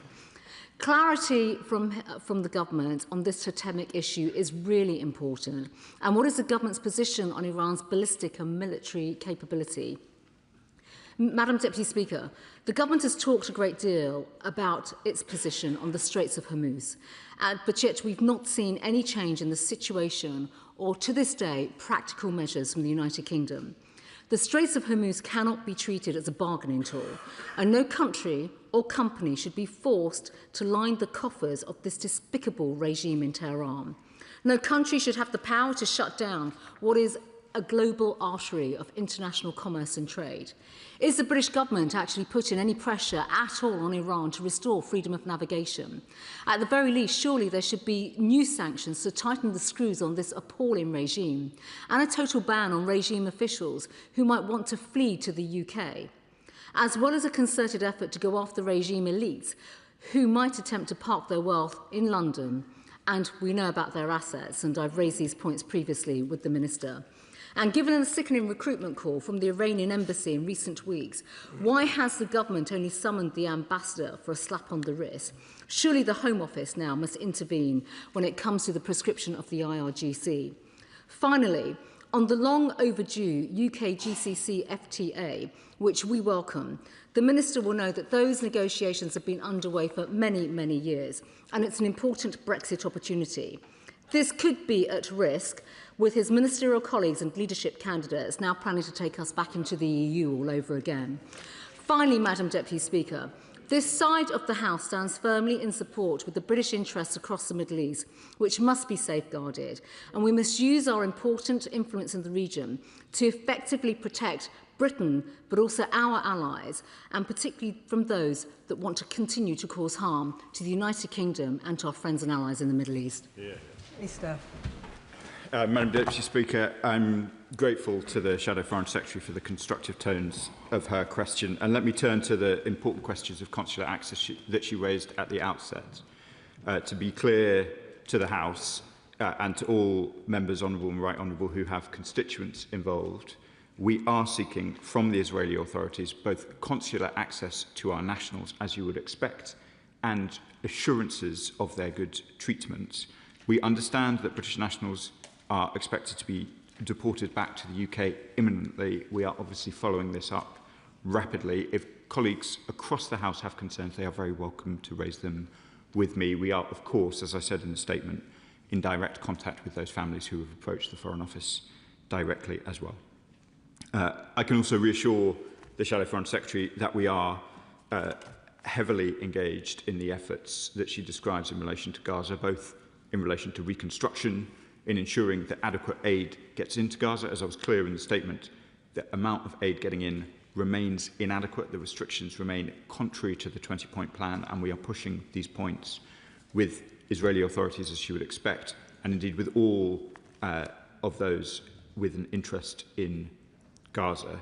That includes COGAT, CMCC, as she mentioned, but also some of the new institutions formed under the Board of Peace, including High Representative Mladenov, who I saw in Brussels and am in regular contact with. That includes the important discussions about the disarmament of Hamas. Similarly, we remain in regular discussions about the importance of demonstrating real progress in Lebanon on the disarmament of Lebanese Hezbollah, and I was discussing that with the Lebanese Foreign Minister just this week.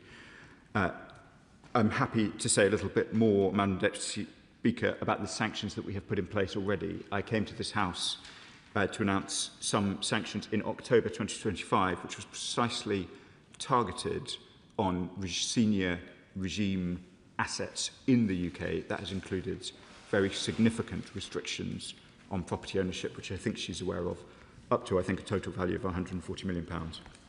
And given the serious nature of the topic, I'll resist entering into the discussion and Brexit and whether or not the GCC FTA is long overdue. It was, of course, a negotiation started by the benches opposite. It was a great pleasure to conclude it from these benches. Chair of the Select Committee, Dame Emily Thornberry. Thank you very much, Madam Deputy Speaker. I welcome the statement by the Minister. I welcome his reiteration of the Government's commitment to international law, and I welcome his statement that the Government is prepared to take further action and will not hesitate to do so when it comes to Palestine. So it has been almost 2 years since the ICJ issued its advisory opinion on Israel and the occupied territories, and calling on the Government to take action. And since then, settler violence has exploded. And just this week, the UN released a report stating in no uncertain terms that the far-right Israeli government is weaponizing Israeli violence, settler violence, to carry out its stated intention of annexing the West Bank. In February, we were told that the government wanted to respond to the advisory opinion with the seriousness and the rigour it deserves. In March, the Minister again told us that the government would update the House on its reaction to the ICJ's advisory opinion.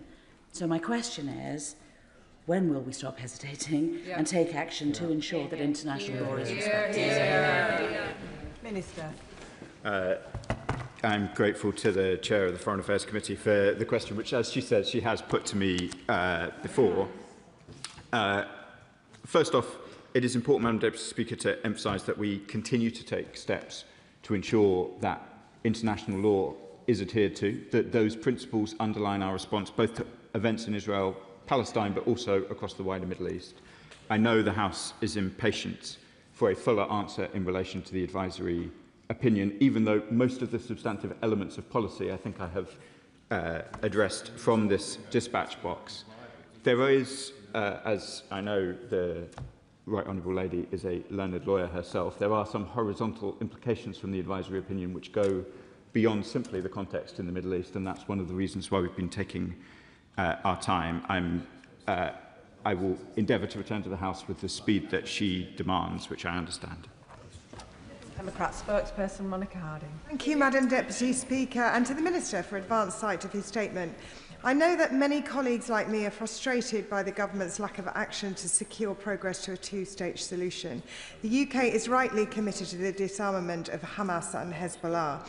These terror groups cannot be allowed to continue destabilising the region, but it's not clear that concrete action is being taken to deliver this. So can the Minister tell me how the government is coordinating international efforts to disarm and disband both groups? Our influence over prescribed groups is less than over a state we call an ally.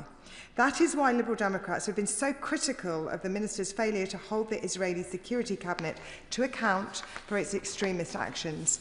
I was disgusted by the footage of the far-right Minister Ben-Gvir degrading detainees from the global Samud flotilla. This after celebrating his birthday with a cake emblazoned with a noose, following the passage of a death penalty law targeting Palestinians. It was right that the FCDO called in the Israeli Chargé d'Affaires to register our condemnation, but it is far from sufficient. In the West Bank, settler violence and expansion accelerates. At the start of June, tenders will be delivered for the construction in the E1 area, a move which could kill the chance of a contiguous Palestinian state. In Gaza, Israeli forces push forward their yellow line inch by inch. Their entry of aid continues to be impeded by restrictive measures, while the humanitarian catastrophe only worsens and journalists are still blocked from entering. In southern Lebanon, the IDF demolishes Lebanese houses, entire villages, an abhorrent and illegal operation. And across these issues, the government's muted response and dysfunction can be summarised in a single example: the decision to cut the FCDO's unit for monitoring of international law breaches across Israel and Palestine. So can the Minister set out what steps the government will take if the E1 project continues? Will the Minister ban all UK trade with illegal settlements, reverse cuts to the FCDO's monitoring unit, and press the Israeli government to allow journalists access to Gaza so they can collect what evidence may remain of war crimes committed there? Madam Deputy Speaker, I just want to be clear about British leadership on these questions. As I said in the statements, before all of the events that she describes Mr Ben-Gvir taking, I had already sanctioned the man from this dispatch box. We have done so in advance of most of our key friends and allies. I saw as I was walking to the chamber that some of our European friends are now considering doing what we did in, I think, August of last year.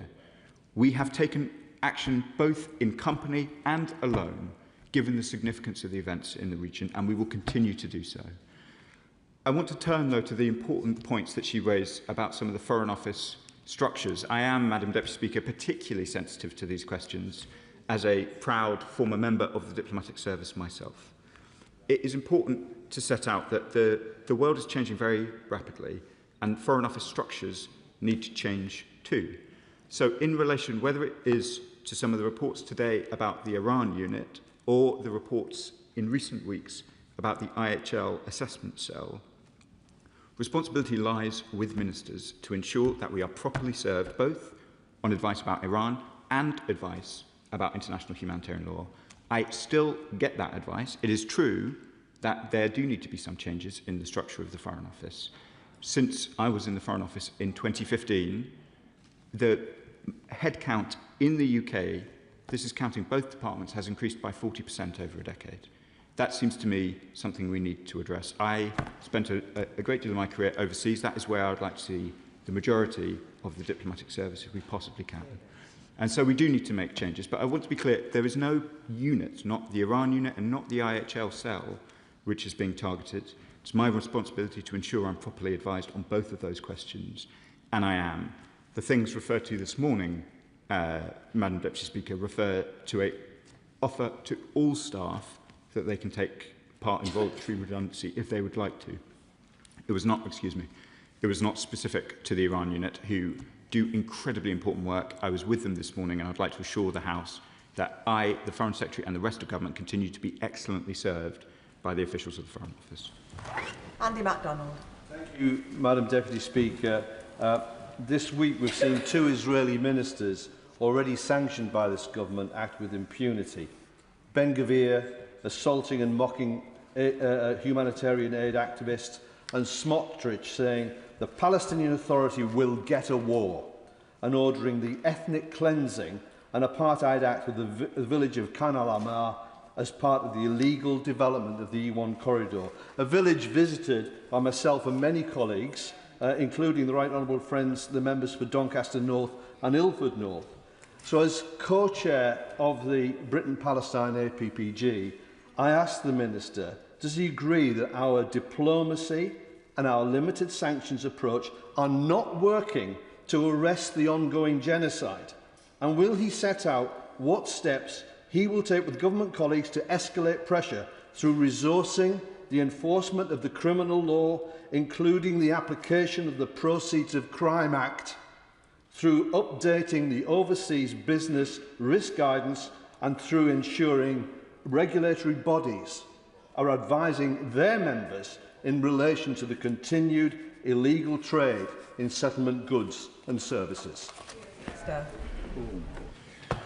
I know my honourable friend is deeply committed to these issues. He's raised a number of important points about further steps that the British government might take. I'm not in a position to go beyond what I've said in the statement at the moment, other than to reassure him that particularly in relation both to the village that he mentions, which I know has been visited by a large number of members, not just on our benches, but right across the House, that he is absolutely right to say that further development of the E1 settlement would be a hugely damaging step towards a two-state solution, and we will treat any further moves in that direction with the seriousness that they deserve. David Mundell. Thank you, Madam Deputy Speaker. And obviously the trade agreement with the GCC is welcome, but why does the Minister think that it's possible to reach a trade agreement with the GCC but not to influence its members to take a more positive role in resolving the issues in Yemen, Sudan and elsewhere? Because they have a key role to play in these disputes, and I know that he takes a very specific issue in Yemen. So what further can he do to make, for example, the United Arab Emirates play a more positive role there and elsewhere? Minister. Madam Deputy Speaker, I'm grateful to the honourable gentlemen, for giving me an opportunity to touch briefly on Yemen. Events there remain dire. We continue to see famine right across the country. The behaviour of the Houthis is not in the interest of the Yemeni people. We, of course, have regular and fruitful discussions with all of our partners in the GCC about Yemen, about Sudan, about a whole range of international crises facing us, and will continue to do so. Alan Gannon. Thank you, Madam Deputy Speaker. Can I thank the Minister for his statement? I'm proud to be part of a Labour government that took the historic decision to recognise the state of Palestine. But the prospect of a single unified Palestinian state is now under enormous pressure from the expansion of illegal settlements. Does the Minister agree that anyone who wishes to have a just and lasting peace in the Middle East must oppose settlement expansion? Madam Deputy Speaker, it is a great pleasure to answer a question from my honourable friend, not least given he was himself a distinguished member of the diplomatic service, and he is absolutely right.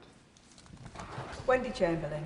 Madam Deputy Speaker, my constituent Antonis Varadis is a much valued and loved professor at the University of St Andrews, and he is one of a number of British citizens who have been detained by the Israeli authorities in international waters and taken to Israel for processing.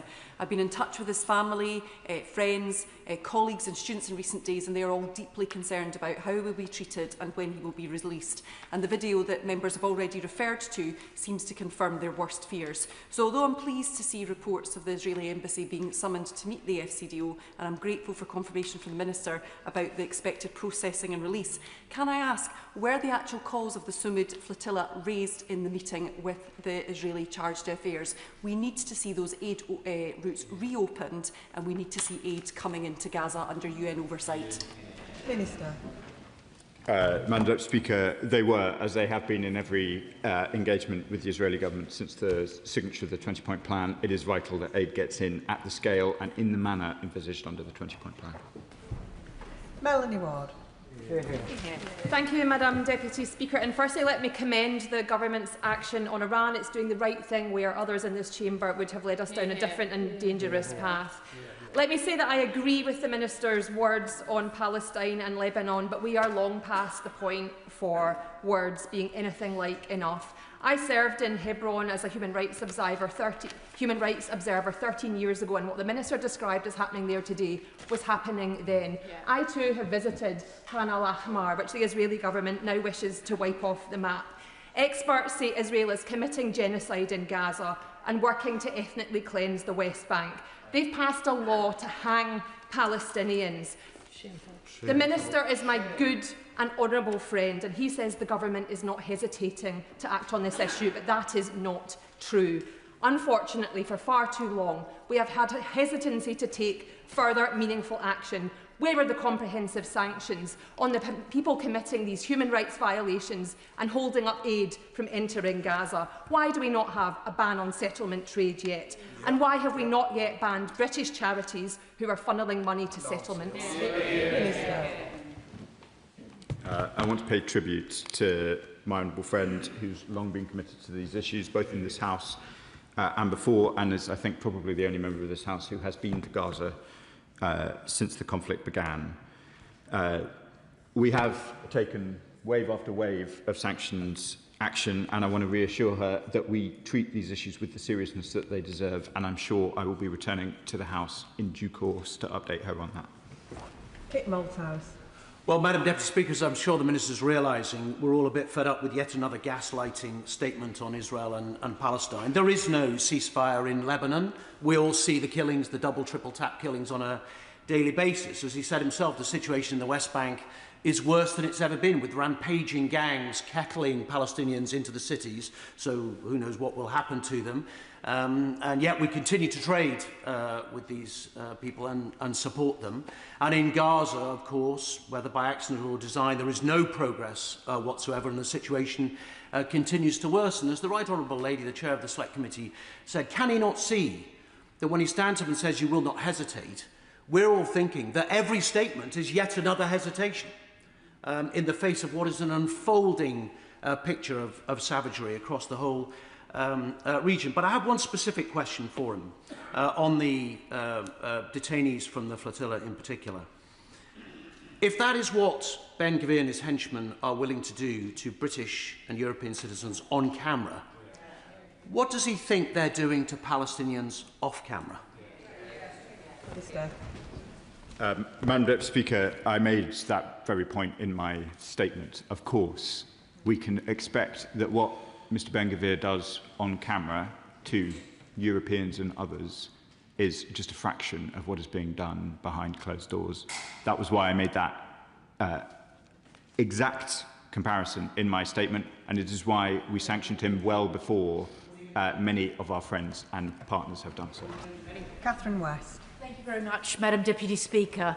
My honourable friend will be aware, because I've written to him, that I have a constituency interest in this urgent statement, and I wanted to ask him, first of all, to welcome what's already been done in bringing the Israelis in this morning to discuss with them the concerns both of the government and of this House.